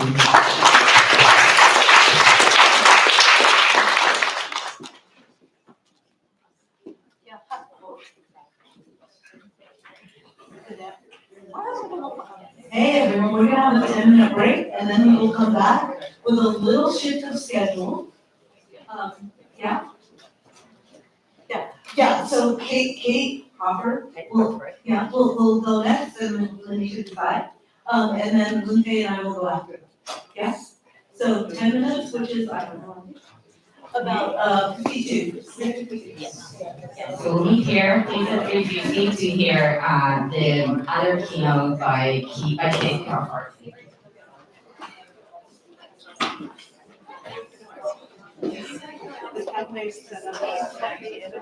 Oh, yeah, okay, maybe there's,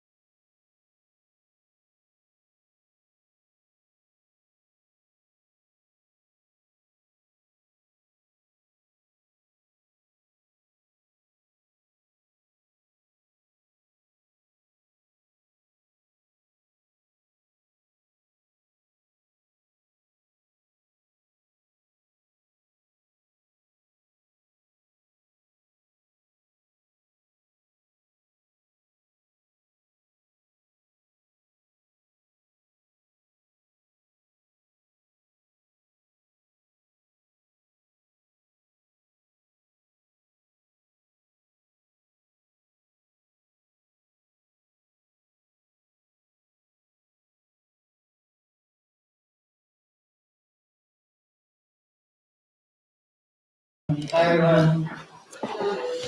This is gonna be fun, handheld mic time.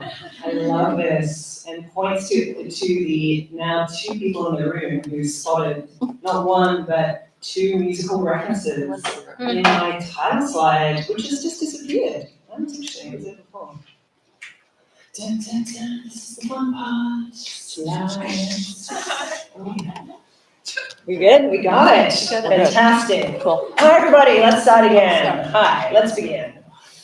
So I just want to say it's such an honor to be here, and I want to particularly thank Noam, Stephanie, the entire organizing committee for making this fantastic gathering happen. This afternoon, I want to share some of my recent work on a metabolic theory of artificial intelligence, and this is going to be drawing from a couple of recent essays in eFlux and October. But before I get there, I want to touch on the title of this conference, Unsettling Intelligences. Now, of course, unsettling can mean many things. It suggests that things are in motion, that they're unresolved, that they're in flux. But if we go back to the very first use of the word unsettled, it goes back to a very interesting history of love and fire. The word unsettled initially appears in the English in 1590. It was used by Christopher Marlowe in his translation of Ovid's Amores, a collection of love poems. These love poems were said to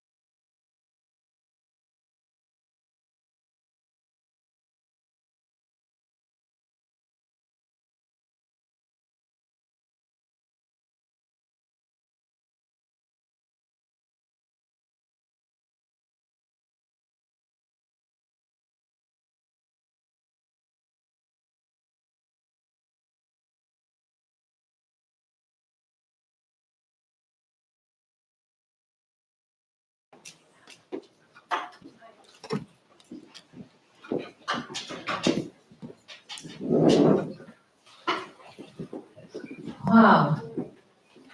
That's a great way to have an ending keynote. Thank you, Kate. And I know that you are short for time, so I'm going to get started right away. But actually, I want to follow your questioning of unsettling intelligences. We are actually unsettling land.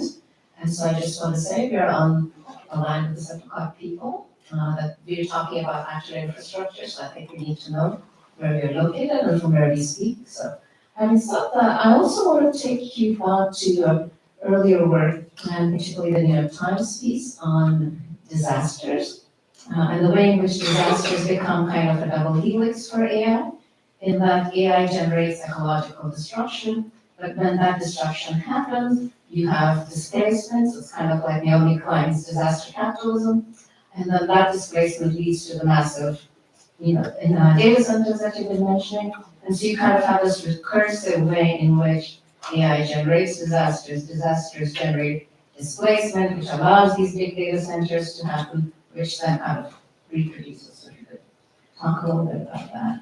Yeah, I mean, for people who haven't seen this piece, it's an excerpt of a larger documentary project based on a set of long visits to a field site of a mine that I'm particularly fascinated with, which produces 90% of the world's high purity quartz. It's this extraordinary sort of block in the AI supply chain.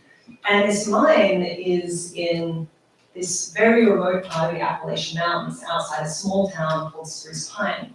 And I've been trying to get into these mines for a long time. I've been trying to get in through the front door. I've been trying to say, hey, this is research, blah, blah, there's no way, you can't see them.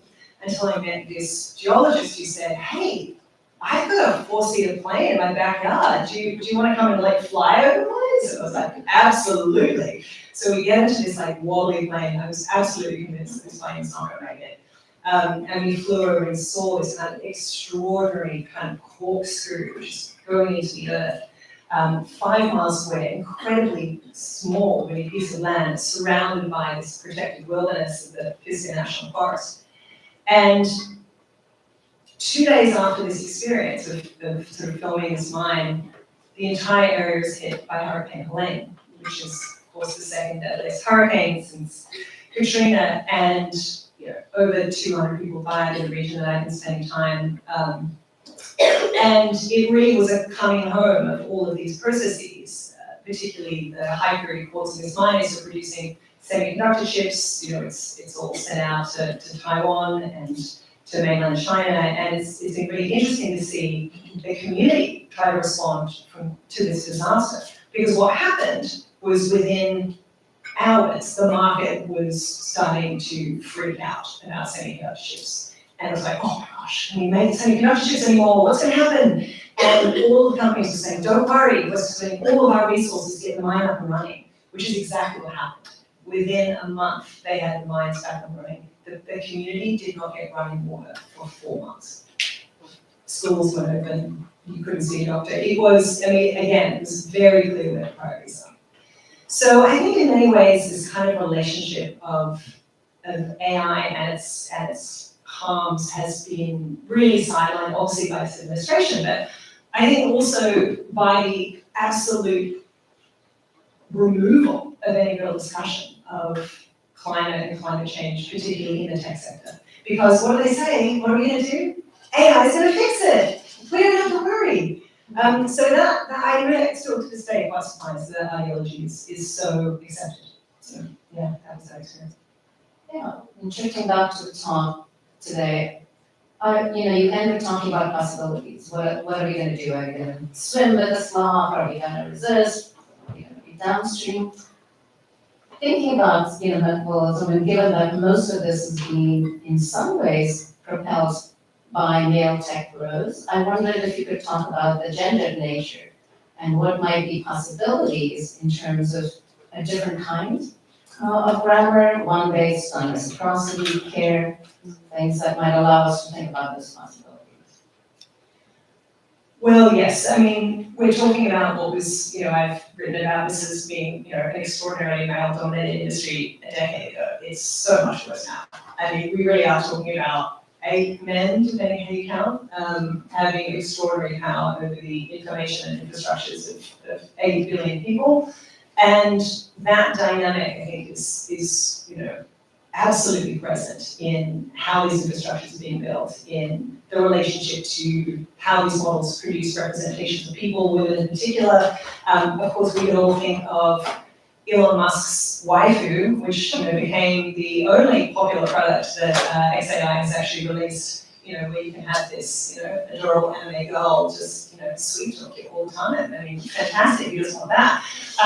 And, just the kind of if you spend time with these things, and it's one thing to look at the images, but if you really spend time with them, they're actually kind of horrifying because they completely draw people in. They are so powerful. Again, it's, multiple speakers have mentioned it today. The kind of power that these systems have to draw you in is very real.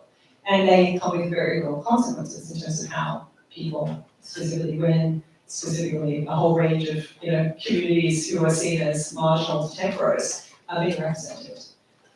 We were talking earlier in a way that was interesting about metabolisms, because the only way you're going to hear about metabolisms in the tech world is bros telling you what they're eating, they're looks maxing and they're protein maxing, and it's this idea of all metabolisms are positive. And we also see it in the kind of, exactly, in the EAC community in Silicon Valley right now, use the Ouroboros as their image. You just got to keep going. But actually, it's just an image of this kind of self-consumption.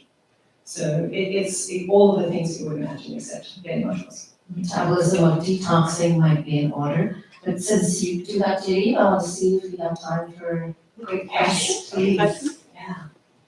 But maybe we can take a couple questions and then one just there and one here.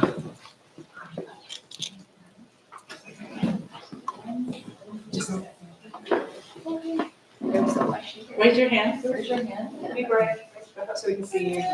I had one, but. There was one there, but I can't see it anymore. I don't see your hand up.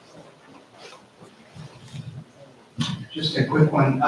So McKinsey has said that by 2030, there'll be approximately $7 trillion invested in AI data centers and companies. So that's, you would probably have to put that number in context for our audience, but that's a very large number. Do you think that there's really any possibility that the AI tech bubble does not crash before 2030? Because it really seems by many journalistic reports that these companies are all sending financing in a completely circular manner, and we have every one of these companies is losing money every single time anyone uses their services.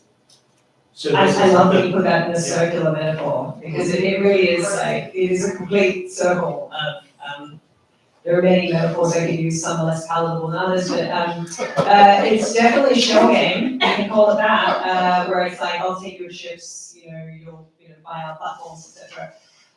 No, it's an extraordinary amount of money, and what's interesting about your question is that there is no context. I mean, I've actually gone back historically and looked at some of the biggest infrastructure projects in the last 300 years and tried to compare them with real dollar values. If a Manhattan project doesn't touch the size of what's going on now, it doesn't come close. The thing that's interesting, the Manhattan project was a publicly funded project with some sort of nationalistic aim. This is privately funded, entirely privately funded, purely by for-profit companies with one exception, and that's pretty iffy exception. That you are looking at the creation of the most vast capital expenditure for private industry that is owned by, again, one of the smallest numbers of people. And not only do they control infrastructure, they control media. What's happening with TikTok and Ellison and Murdoch is no joke. And then you tie that to the fact that Ellison is, of course, the co-owner of so many of these data centers and going up through Project Stargate. And then you're starting to see the capture of something much bigger. And that's, I think, the thing that I would really love to talk more about. We can talk about, what change might look like. It's really, really difficult, but it's going to be so much harder by 2030. I think once this is built, infrastructure is very hard to build. But I want to end, I know time is short for all of us, but I want to end on one brief moment, which I think is quite optimistic. I don't know if people have been tracking this, but we've just seen 4 hyperscale data centers be shut down, proposals completely blocked by communities, going up in arms and saying, we don't want this. We know exactly what's going to happen to our water, to our energy bills. In fact, economically, that's become a very important hinge point here. But it's the first time I've said it. It's actually quite extraordinary. We are actually starting to see communities say, we aren't going to have this data center here. And it's causing real consternation. So I think that points to something in the complete absence of federal regulation of any agenda of thinking about the potential harms of these systems. Communities are actually stepping up. Thanks for the question. Sorry. There's just one here.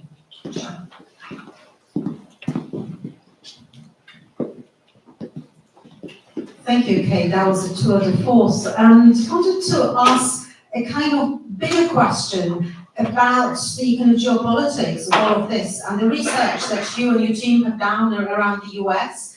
And how does it compare in your thinking and in your kind of research perhaps with what's going on in China? Because in a way, a lot of the analysis is kind of US based and how it extrapolates into a new form of empire, to quote Martin Negri. But we also have another set of both technical and rhetorical performances from another kind of superpower that's already shown up, the rhetorical prowess of some of the tech pros, showing, with DeepSeek, showing maybe you don't need to overinvest in your vocabularies and your pronouncements and your promises because you can actually cut things down in size and energy.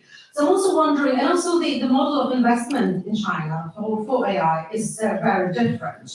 And obviously you know that state power, it's not the state power as we used to understand it, it's also implicated with the tech kind of infrastructures, but it's still a different model. So I'm wondering, to what extent, are they the same problems from where you stand? How do the two systems compare? What is emerging from there?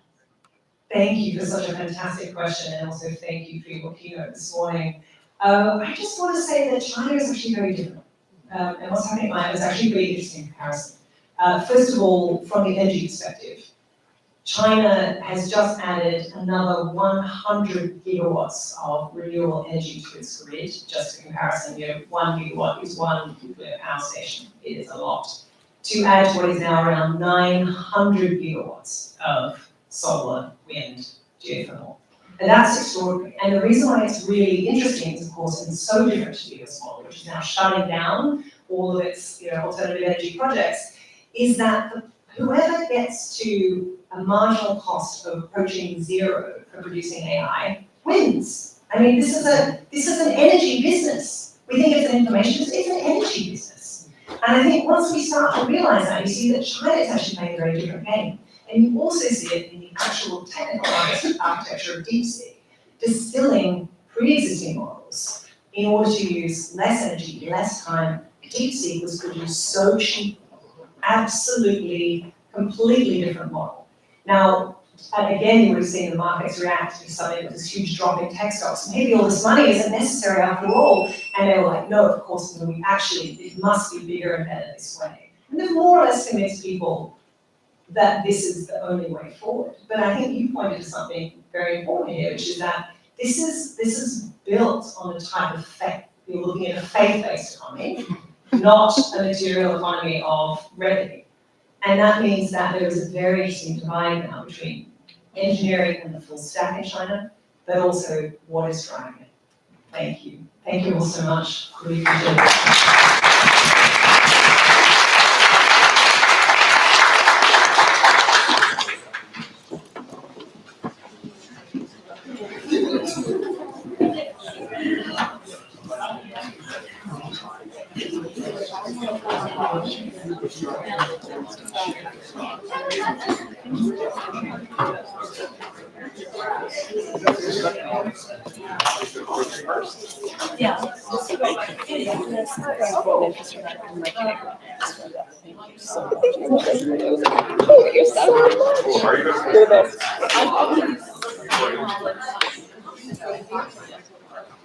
want to intro and then, yeah. See you, Kate, thank you. Hi there. Good to meet you. How are you feeling today? Pretty good. Yeah, I'm already here, so I'm gonna exit slightly. No worries, take your time. So we'll be just using this, there's no everything is set here, yeah? Okay, perfect.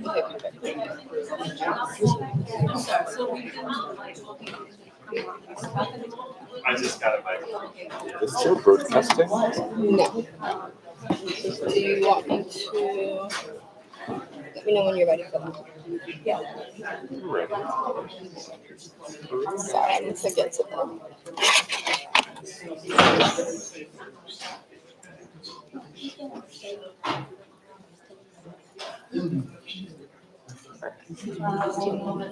Is it going well? Cool.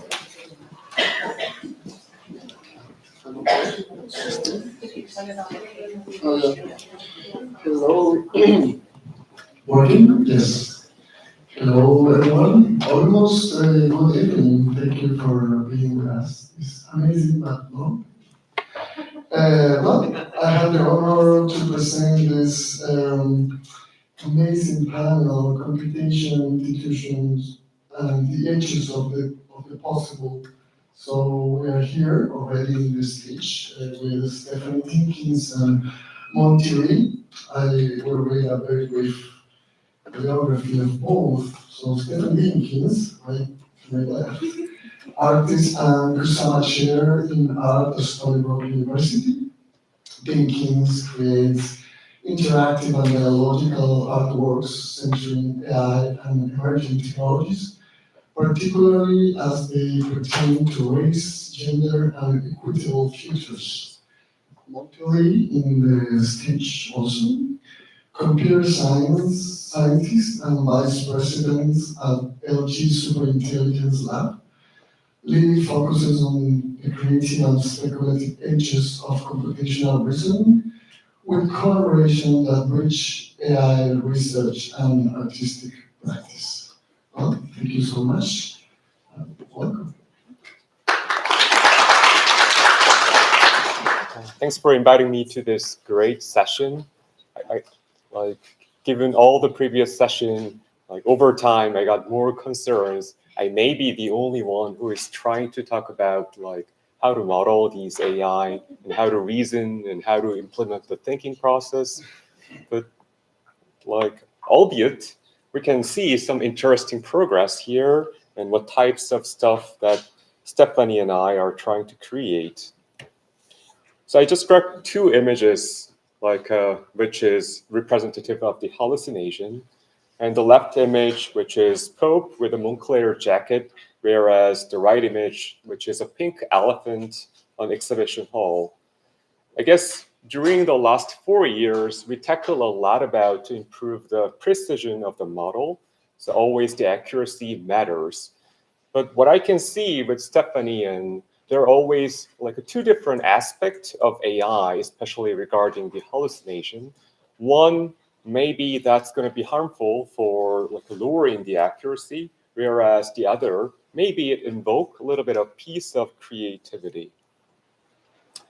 And then even for this year, there are a lot of research progresses in industry, academia, and also a lot of concerns from the media.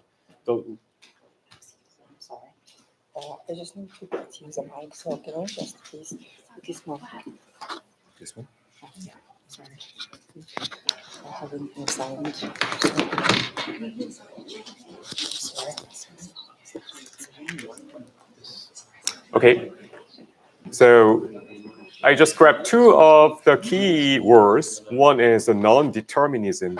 So every time I met some industry partner and business partner, they always complain that, oh, just one single mistake or every run of the same query or same prompt gives a different result. It makes some problem, which is basically the nature of this stochastic process, either image generation or the language generation. So we try to like decrease the problem of this non-determinism in one side.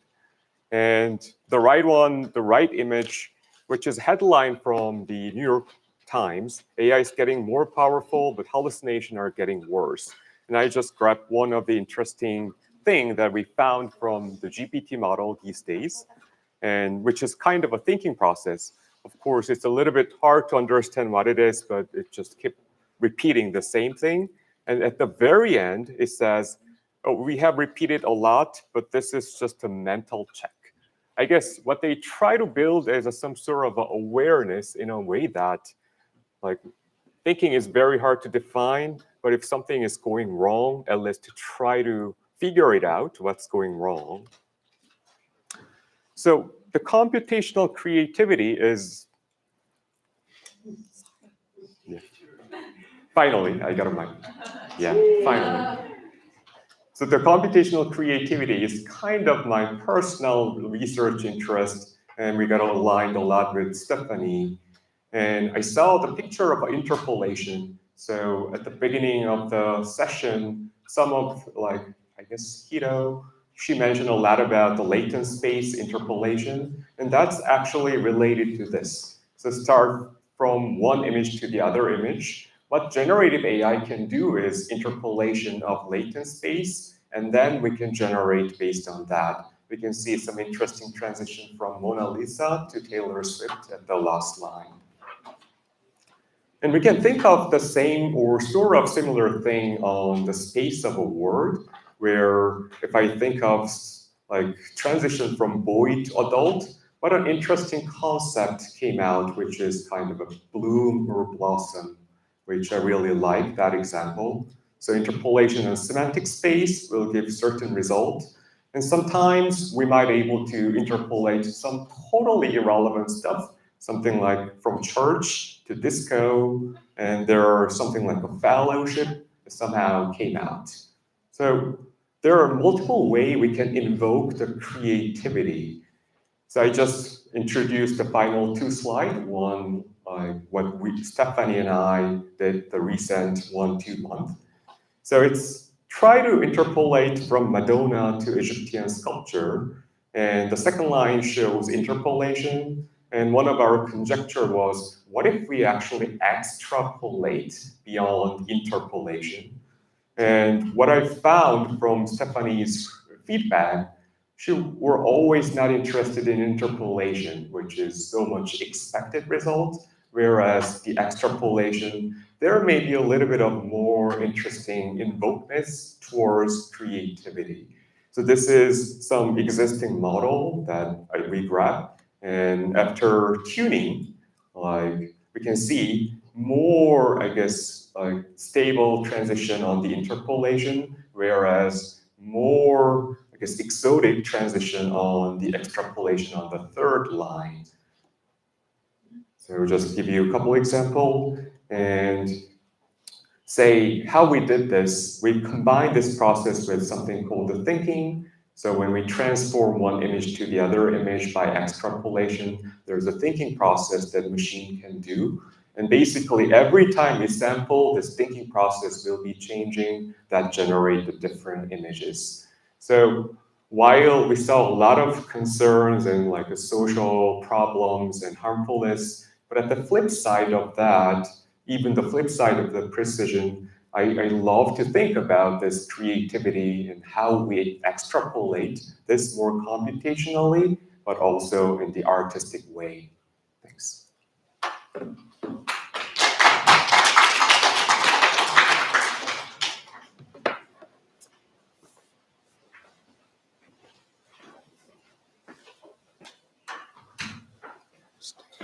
All right, hi everyone, I think. Hold on.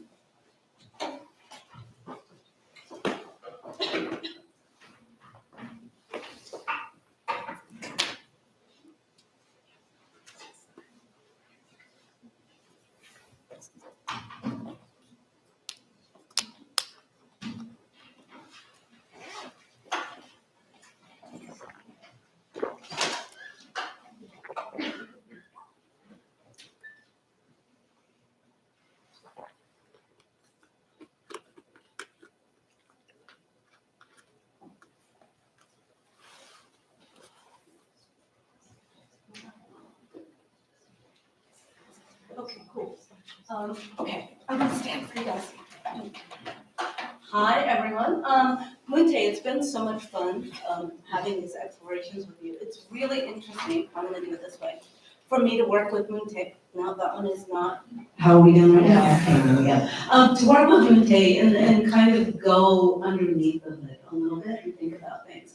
And try to see how he's thinking about the progression of creativity and then thinking about what I'm thinking about. And it's interesting for me, like in the last slide you showed, I would flip the progression, right? It's actually from the Egyptian statue to Madonna, because the Egyptian statue is the origin of the Madonna icon, right? And so for me, it's not actually about creativity, but exposing the steps of where we've been and how we got there, and trying to see if we can pull that out, right? And it's fun to kind of go in and start to search for that with someone who's looking deeply for how the system is working on the images. And then, of course, I'm gonna take that back into my own lens and then go, well, what can we do with it?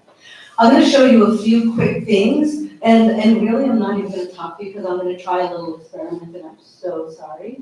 But one of the things I've been doing is thinking about this and then how I would think about it, because as I was thinking about it, it's like, well, my interest isn't truly in the idea of creativity. It's in the idea of what society is doing and what we're building, right? And how do we get there? And so I wound up in some of your fields thinking about ontology. The past that is not past. Reappear. We're gonna see if we can make that come out of the actual computer.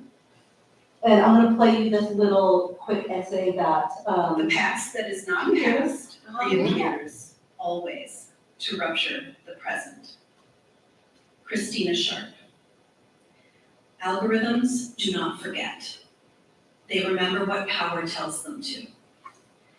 The fantasy of artificial intelligence is that it represents progress, an evolution beyond human error, beyond politics, beyond history.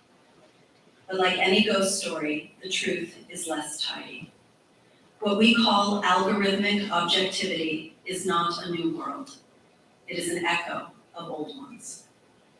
Categorized, sorted, scored, haunted by history, by logics we were told we left behind, by pasts that refuse burial. Coined by Jacques Derrida and expanded by Black feminist thinkers such as Christina Sharp, ontology offers ways to understand how systems built to manage our futures are haunted by the violences of the past. From colonial census forms to predictive policing software, the same logics reappear, dressed in new interfaces, but following familiar scripts. The ghost in the machine was never exercised, because we pretend that it was not there. We talk about AI as if it belongs to the future, but the systems we are building, predictive policing, facial recognition, automated hiring, are not progress, they are repetition. They take the logbooks of empire, the taxonomies of race, the metrics of eugenics, and they automate them. A hiring algorithm penalizes resumes that include the word women's. A credit scoring model denies loans based on zip code. An attendance checker denies the presence of a dark-skinned person sitting directly in front of its lens. These are not bugs, they are hauntings. They reveal that Enlightenment reason, once used to justify slavery, dispossession, and exclusion, is still at work inside our societies, our technologies. As Derrida writes, we inherit the past without choice. And what we inherit shapes what and how we build. Ontology invites us to listen, to ask, what have we forgotten? What ways of being have we refused to see? And in that listening, can something else become possible?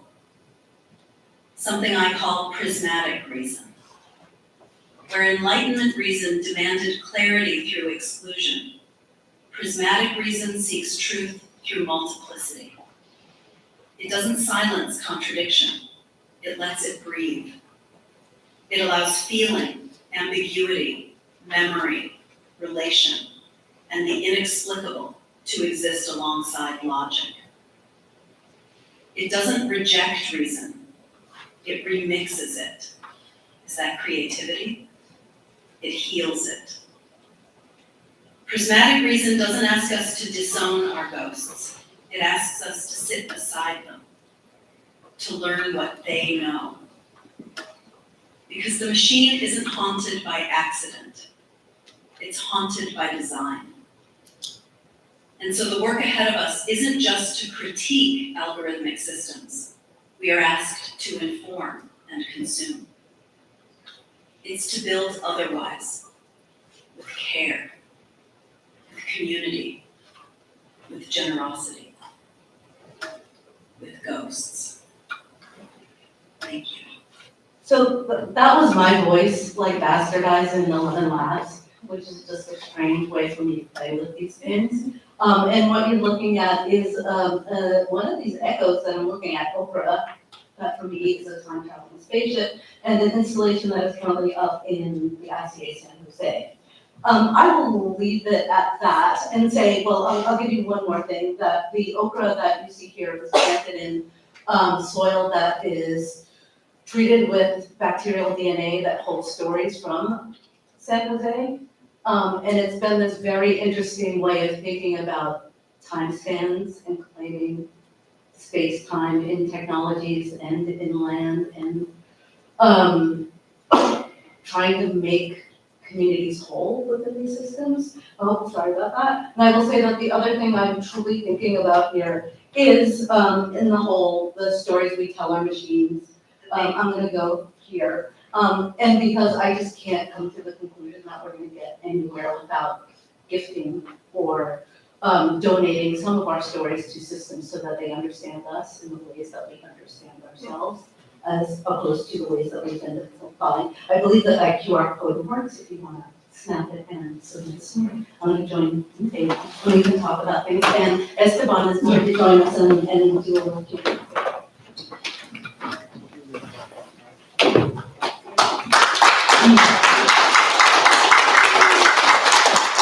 Well, thank you all for this short and brief presentation, but it's now I'm even more curious about the question I have. Because yeah, you definitely come from different backgrounds, probably different ideas about creativity and art, etc. So you're starting a conversation for a future project together, right? So what draws you to collaborate with one another? Which one of us? Do you have a mic? Oh, no.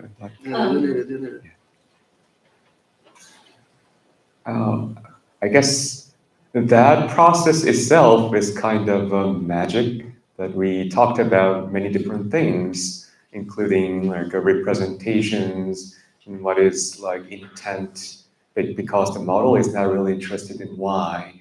And whenever we talked about more and more from conceptual depth to something more practical, it's kind of interesting reaction between the two, and somehow understand each other's more, and finally getting into the path of collaborations. Yeah, and for me, it's these conversations. Lunde is such a gentle artistic soul who does this hard science, right? And I think it's really important, actually, because the way he takes in information and the way he considers and what he tries to do with it, and how open he is amazing in terms of having someone to have conversation and make in conversation with. It's really influenced my thinking, what we've done. I just learned so much, right? Which then becomes part of my talk, because I'm talking a lot about the bagel model lately. And that comes directly after. Okay, well, maybe we'll go to something more tricky. The bagel model. The bagel model? Yeah, bagel model that we are fine-tuning together. Yeah. Yeah. What is the model? What is the It's bagel model? it's a model that's not really a bagel. it can think about images and transform one thing to another. Yeah, so quite interesting model, while behavior is not yet that fun. And I'm just fascinated because it's an Asian model, right? But we get results very similar to the results we get from here. Yeah. And it's just fascinating to watch the like cultures translate straight back to a mean of whatever our data is, right? It shouldn't be. Like we've had trouble finding, it's kind of crazy the amount of trouble we've been having just trying to find a culturally broad trajectory from Egypt to Madonna, like the Egyptian sculpture to the Madonna. It's nuts, because it all comes back to the same sources. What sense is coming from? Like the data, right? So the data that the researchers are using is not that diverse. As you could imagine, one of my slides, most of the transitions even after Tini, those are Madonna images from Western. Those are the major sources of the data, even if the model is created by Asian country. And we had Saka this year. Saka did a lot of pulling up images for us. Sorry, Saka. Saka's work at the Future Histories Studio. And we were trying to find different models of the Madonna trial, different images from developing countries. And it's hard to find, right? It's hard to get at because of the way the archives are held or if they're let in. And so it's where do those stories get to seep out or not, and how do they impact? Yeah, that makes me think about a concept I think we have talked today about agency in AI systems, and in the sense how much important is the data set, right? So how much important archives. And maybe following what you're talking is there the agency in the data set? So when you start to make your own data set, instead to use the big data set. So when you start to put your own boundaries, rather than to use these no boundaries, or maybe bias boundaries, in data sets. Whatever. What do you think? So the agency problem is really tricky. Say whatever piece of output or artistic piece came out from a model. Who created that?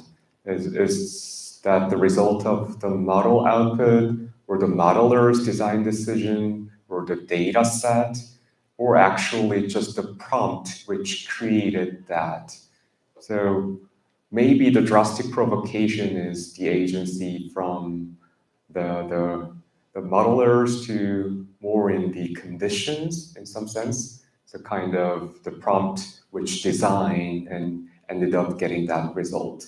It's a very tricky question, who will get the agency? Yeah, and I agree, right? Because I'm on the other end, I'm not writing the actual model, right? So then I'm working with data and what recourse do I have as a person who lives under these things or with these things or who collaborates? And the real recourse is to prompt as hard as I can to try to create data that gets me better results. To push the system beyond what it said that it can do. And I found that doing those things works to an extent, right? I'm not gonna say it works, but there's a place for it.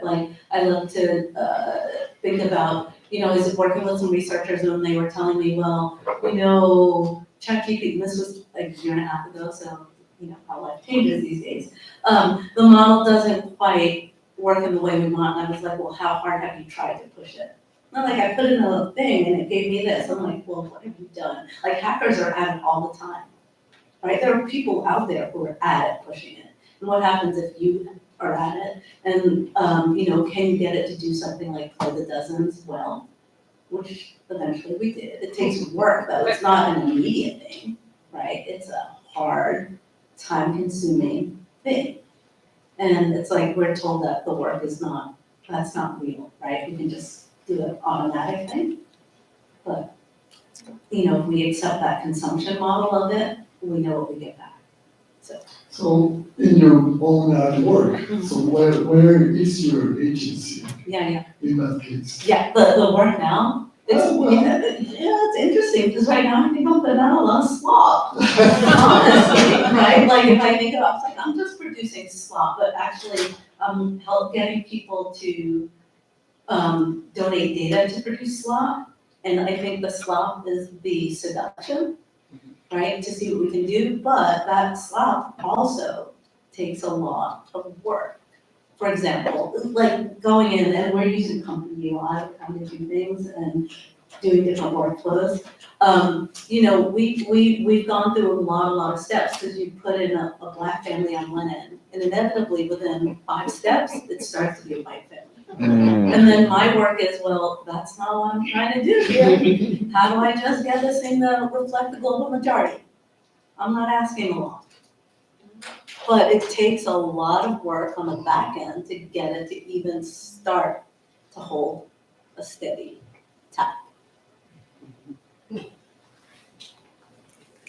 So, yeah, like in previous session, I was told one word called the distribution, which I'm really using often daily basis. So what model learns is distribution of the data, which means if you see or observe or trained on some data which often there, then the model will produce that more likely, which kinds of a limitation to the majority culture or the majority like moods. Whereas the model also has a capacity to randomly generate among those. So it's not always majority, there can be some variations. I guess what Stephanie collect from all people, that's episode of those people, while it's never gonna be a majority, but by getting all those data and interpolating those story or even extrapolating, we can sometimes get something very meaningful.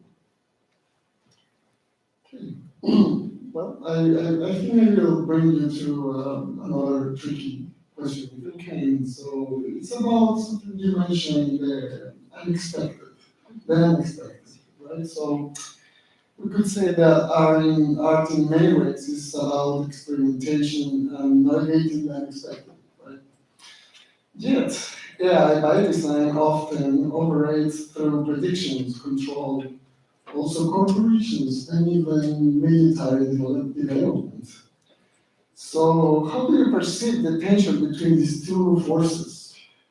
The predictable and the possible, the known and the yet to be imagined? Yeah, you're funny. Yeah, you know, I think it's really interesting, because what I hear you saying to me right now, I'm like, oh, that's life.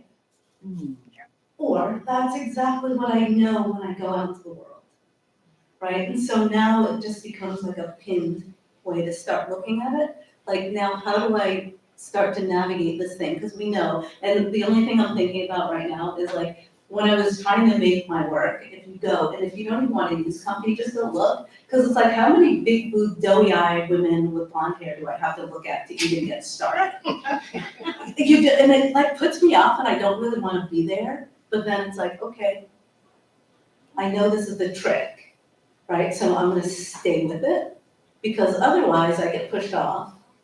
We're not using the thing, right? And there's no change.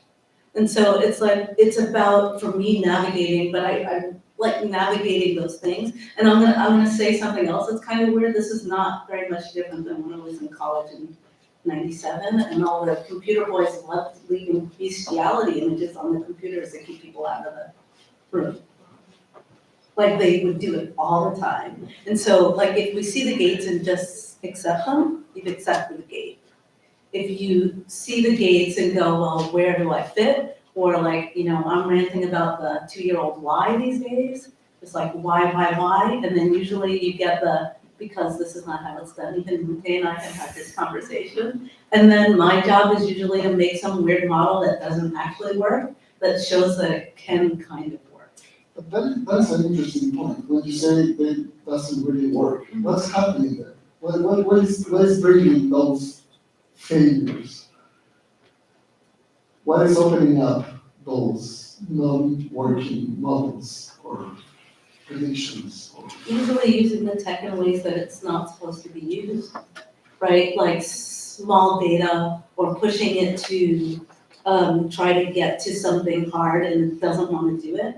And so then it gives you a faulty result or a result that isn't as clean and pristine or commercial, as Kate would say, as the other things, because, right, have you guys played with Sora 2 yet? Oh my gosh.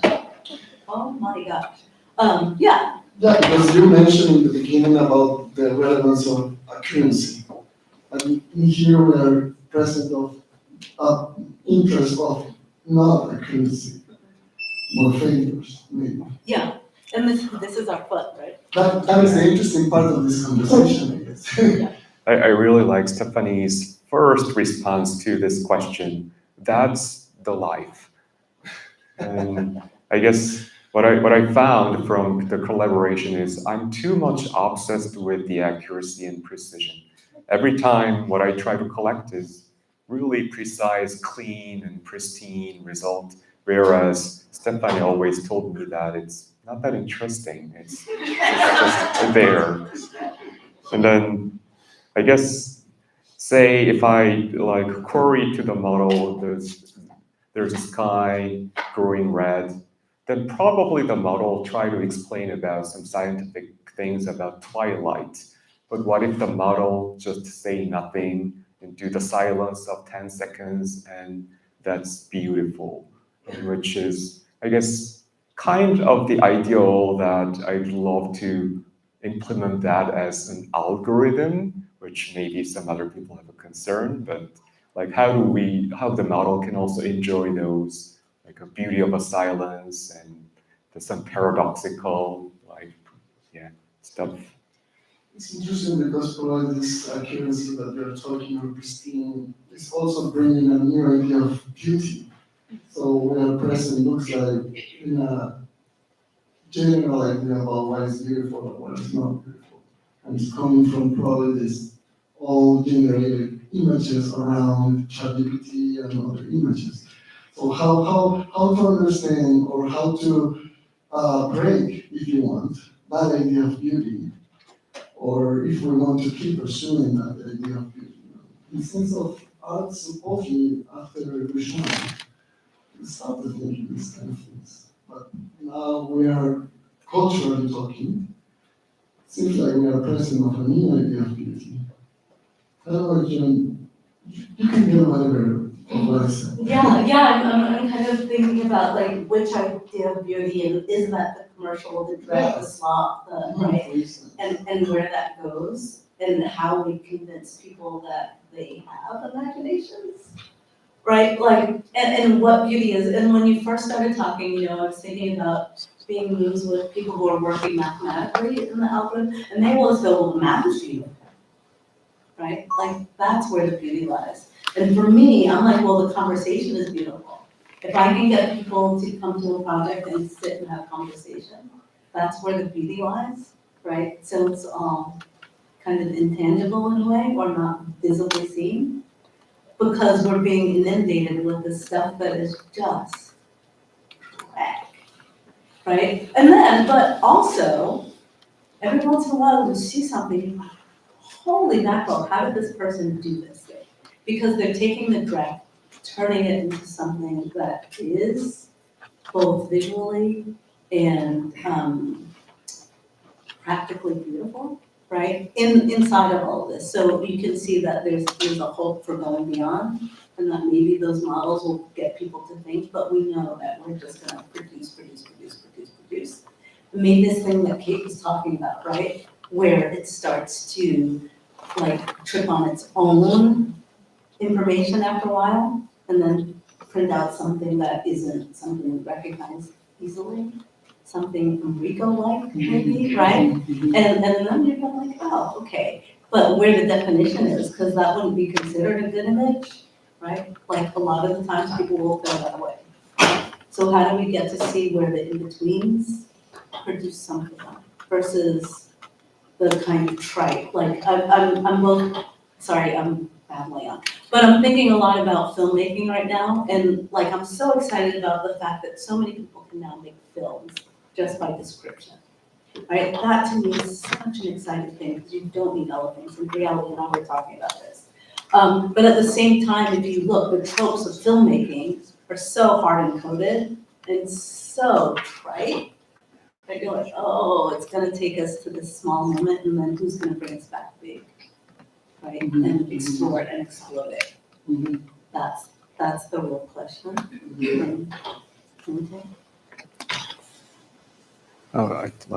There are a lot of thoughts ongoing, and just a final thing about like a dream. I was thinking about whether there's a way to make a dream machine in a way that, rendering the dream into a video file and just getting stuck on that, or maybe too obsessed on that. Yeah. So can I, this is what I've been thinking, this is good. We just came to some weird good comments, because this is one thing I've been thinking about, how do we do that for people instantly, live, Yeah. right? Like live generation is not easy. Well, I would like to open the discussion to the public, so please, if someone has questions or comments, please.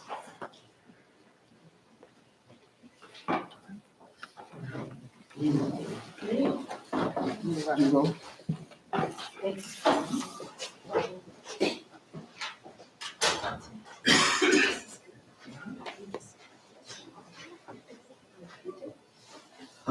So I just want to talk about like, have you seen the Google Genie model, like this, talking about like live dreams and being able to kind of pursue them.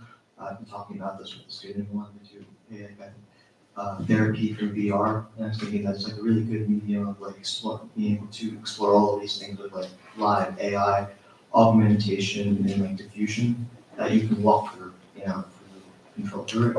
And, it seems like it's a good space that like could be into exploring like and I just want to know if if that's on your radar and like talking and like just getting your excitement about like live video and just talking about these things. I just thought that might be kind of interesting to ask.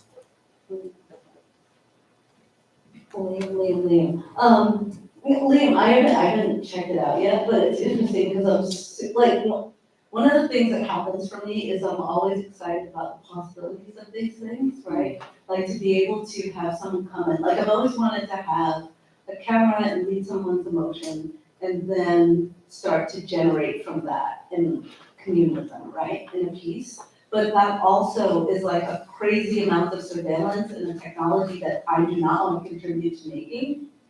Right, and so it becomes this problem of how do you do the thing without making this thing that turns the world into a place. And once you do it, like if you're working with a company or something, that tech is not staying anywhere.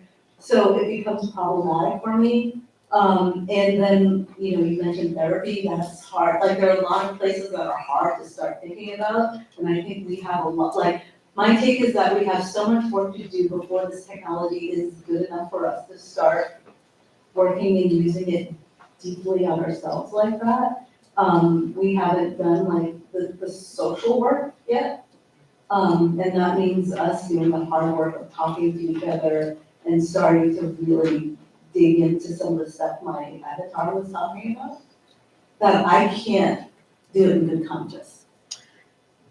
So can I just quickly toss something out? Yeah. Your idea about the live dream presentation performance, coming from experimental sound, we've been doing EEG music performances for a while. I'm wondering if there could be space for this kind of experimentation. With? Yeah. Yeah. The BCIs are so, brain-computer interface is so interesting right now. I want it to be non-touch. Right, like no apparatus, like air. Like I'm completely pure psychic. Yeah, pure psychic. Like Wi-Fi. Conjuring it. Yeah, like imagine you walked into something and your brain just exploded on the screen. I give it 10 years. Yeah, I think maybe even 7. Some version of it. Right? Yeah. Yeah. It's just kind of a news, but when GPT-3 was first introduced, all the people, including those researchers or the users, we were surprised by the capability. And for the video, I guess this year, just a month ago, the VO3 model came out, released by Google, and that's kind of GPT-3 moment for the video generation. So there may be something new coming, and definitely the EEG scanning is interesting idea to create dream machine. One more. Yeah. No, we cannot take more questions, so sorry. So sorry, Okay. we have one more presenter. We can take it, Oh, we should, okay. Are you using your own model or a commercial model? Who, me? Yes. I'm on the, Your oh, collaboration. go, this is the. I'm creating model from Okay. scratch. That's So- my job. So my question was sort of like with NVIDIA, hardware getting so inexpensive, they have this kind of desktop thing for like a couple thousand. What do you think, for either of you, are the possibilities for actually, let's say, universities or university departments or groups of small collaborators, especially using open source model from NVIDIA, from DeepSeek, something like that, to create alternatives that are obviously going to be less powerful, but by using different kinds of data sets? It's a little bit technical answer. When we train a model, there are 3 steps of the processes. One is called the pre-training, which is training the model on the massive collection of data. You can easily think the model learned everything on the web. And then the second phase is called the fine-tuning, where if you try to tune that to the specific purpose or the specific data or domain, we can do that. And the third step is alignment, where try to make the model more aligned with human preferences. And the first step takes tremendous computing resource, and in terms of Kate work, like Professor Kate works, I guess it's created tremendous greenhouse effect as well. So that's going to be a little bit unrealistic, but the second and third phases, which are often done in academia as well. Yeah, good.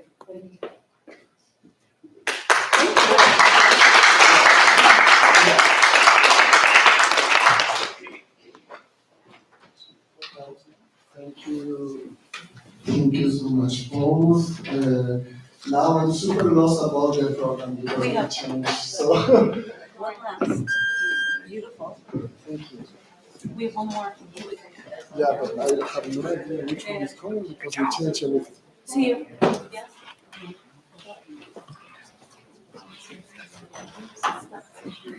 Okay, so we have one more presenter.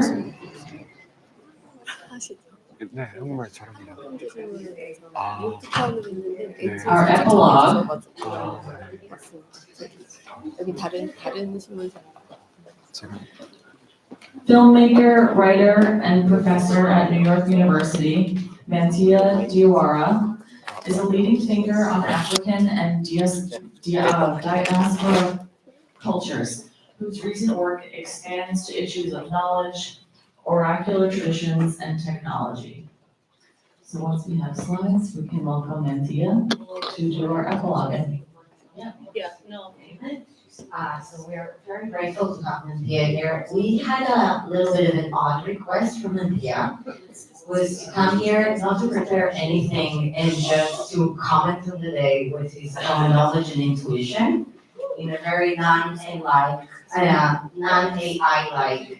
and very, not research-based in the same way that we do today. So we're very grateful for these, whatever you'll give us, but really honing one idea, which is our ideas and intuition. Thank you. Thank you. Thank you very much. Noam and Stephanie for inviting me. I'm gonna try to improvise, even though every improvisation is based on a text. I'm gonna start by showing a 3 minutes of the film I made. With a discussion on AI. So let's just see that first.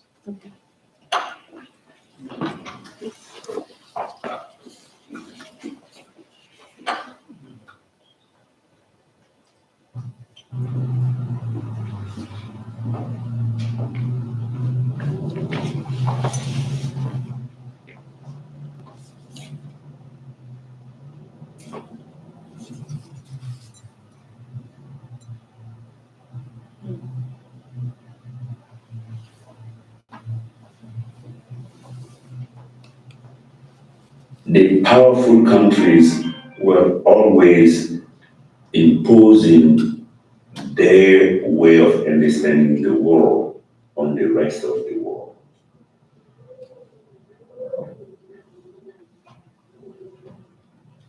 From the technological revolution to the electronic revolution to the digital revolution,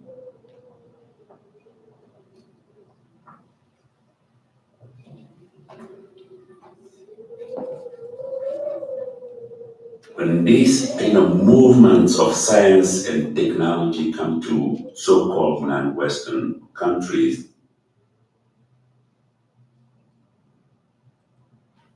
they really come in a positional manner. They come to kill, to destroy, to obliterate, to annihilate everything that is non-Western and to impose on non-Western cultures what this modernity is all about.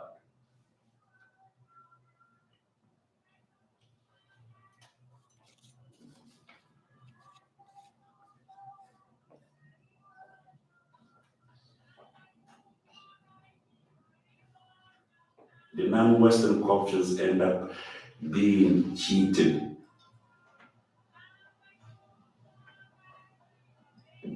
in a sense that they lost their own culture, but yet they will never fully master the culture of the invader, of the colonizer, of the conqueror.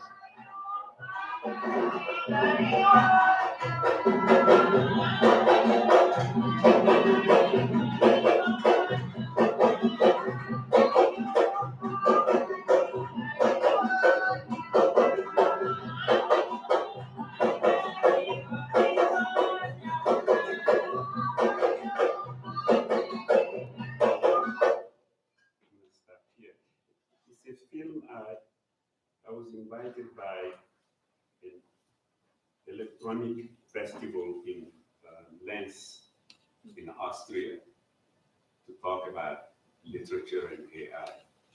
And the film came out of that.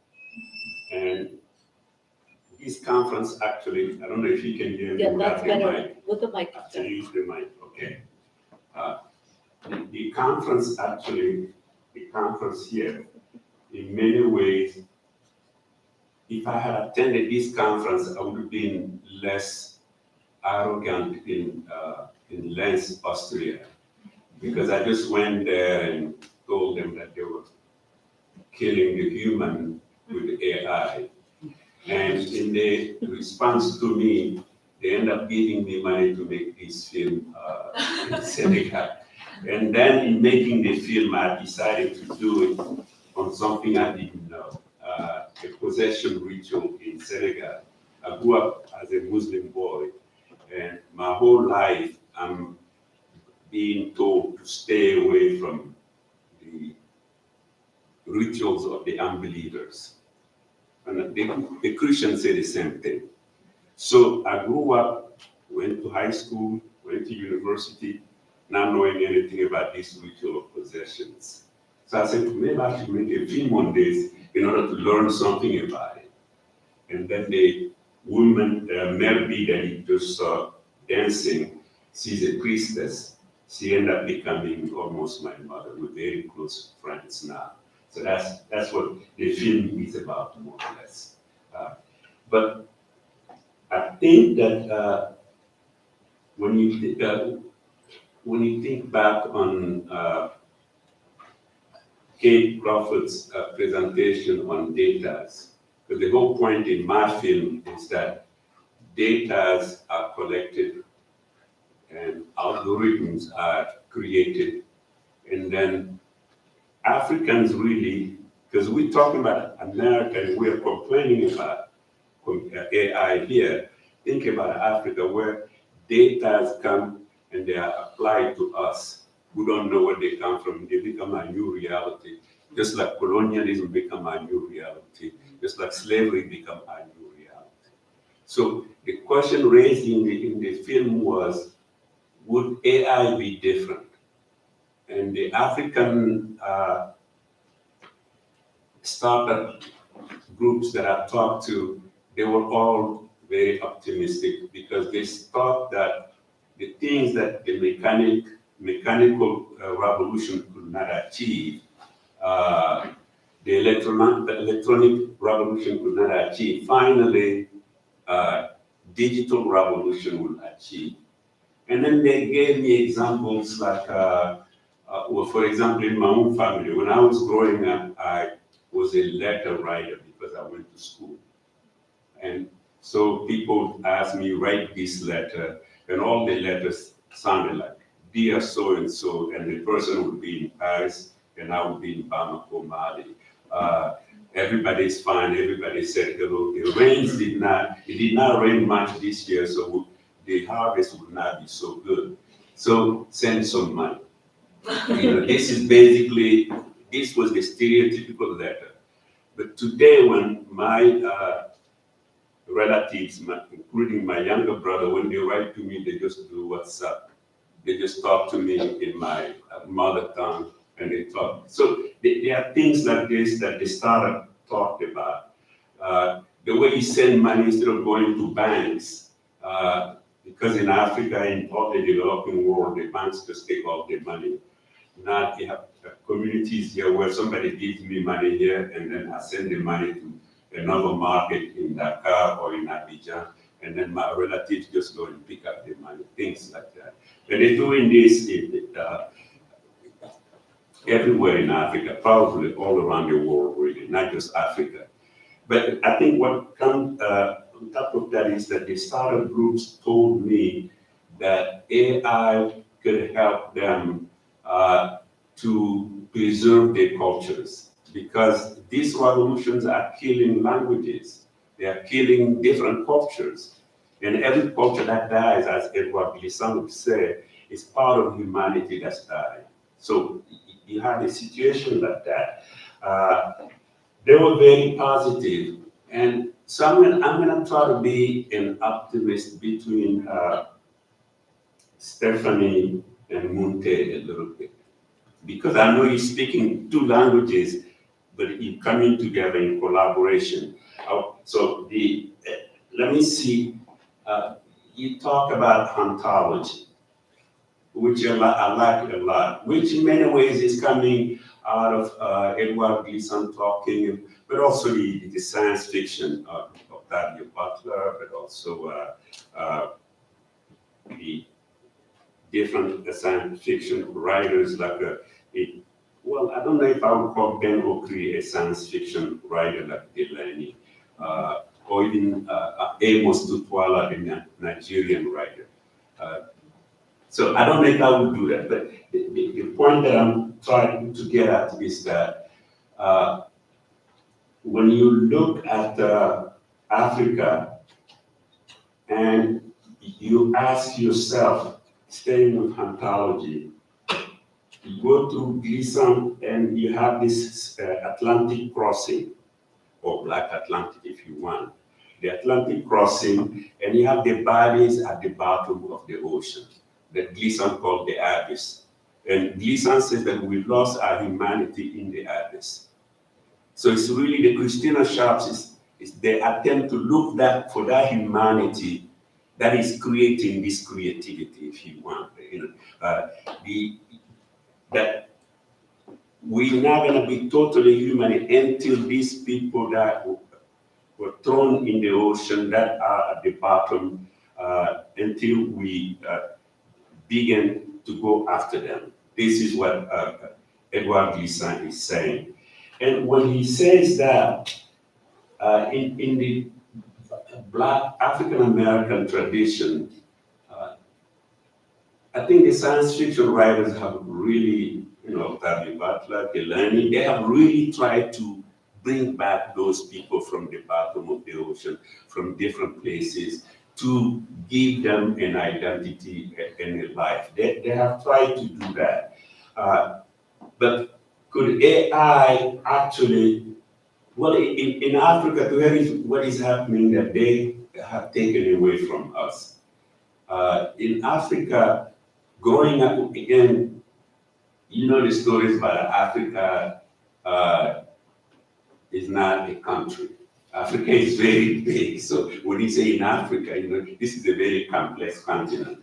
Okay, so please bear with me. But where I grew up in Africa, and the film is about that, we have spirits and ghosts, if you want. If you take the people at the bottom of the ocean who died through slavery,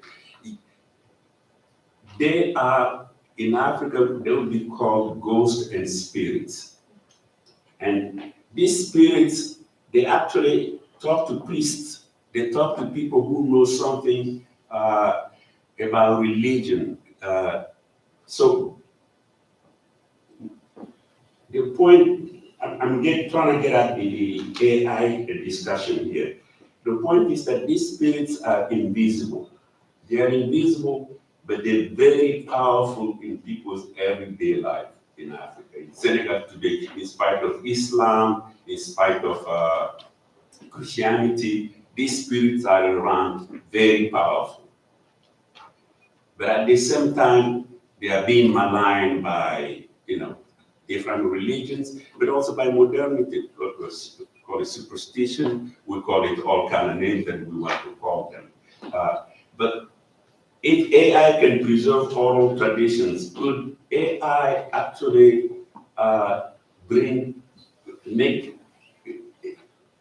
I guess the point, Gleason in 2006 in a book called Une Nouvelle Région du Monde, which is not translated yet, but it's a book called In Another World, if you want, that we have actually changed, but we are still living in the old world. This is Gleason's argument. And we're using the old world, well, all you have to do is look at the United States today. They still want to go back to something, make America great.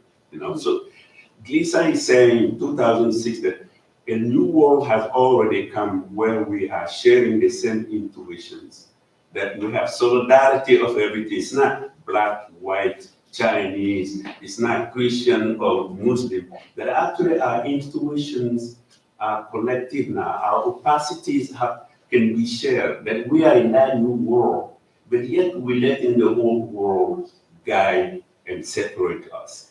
And Gleason tried in that book to redefine what he called difference. I know you were talking about beauty earlier today. Gleason says that beauty is actually the manifestation of difference. Because he takes Apollo, and the way Apollo is used as a model of beauty, and how all the beautifuls have to be modeled after that. Gleason said that's just something fixed. That's not beauty. It's every time something is different from that. It's that manifestation of difference. And the way, Derrida has been cited a lot today. But if you go to Deleuze, you go to Derrida, but you go even before that, difference has always been defined as a contrary, as a binary opposition, as an alternative, alterity, or something, when it comes to the Derrida's, that is deferred. You can't catch this. It keeps coming, that's difference. So the purity of difference is kind of positive like that. Gleason said, no, but really difference is not that. It's like difference is relation. You can't, we cannot do anything without difference really manifesting itself between us. And then he says that I can change through exchanging with the other without losing myself or denaturing myself. So when I meet you, I learn, I get something, and you get something, but you still stay yourself. This was the idea of Gleason. So he goes from this and tries to tell us that there is opacity in the light. He's very famous in the art world today for opacity, but in the US, people usually define opacity as resistance. I'm not saying they're wrong, by the way. As resistance, as darkness, as something being difficult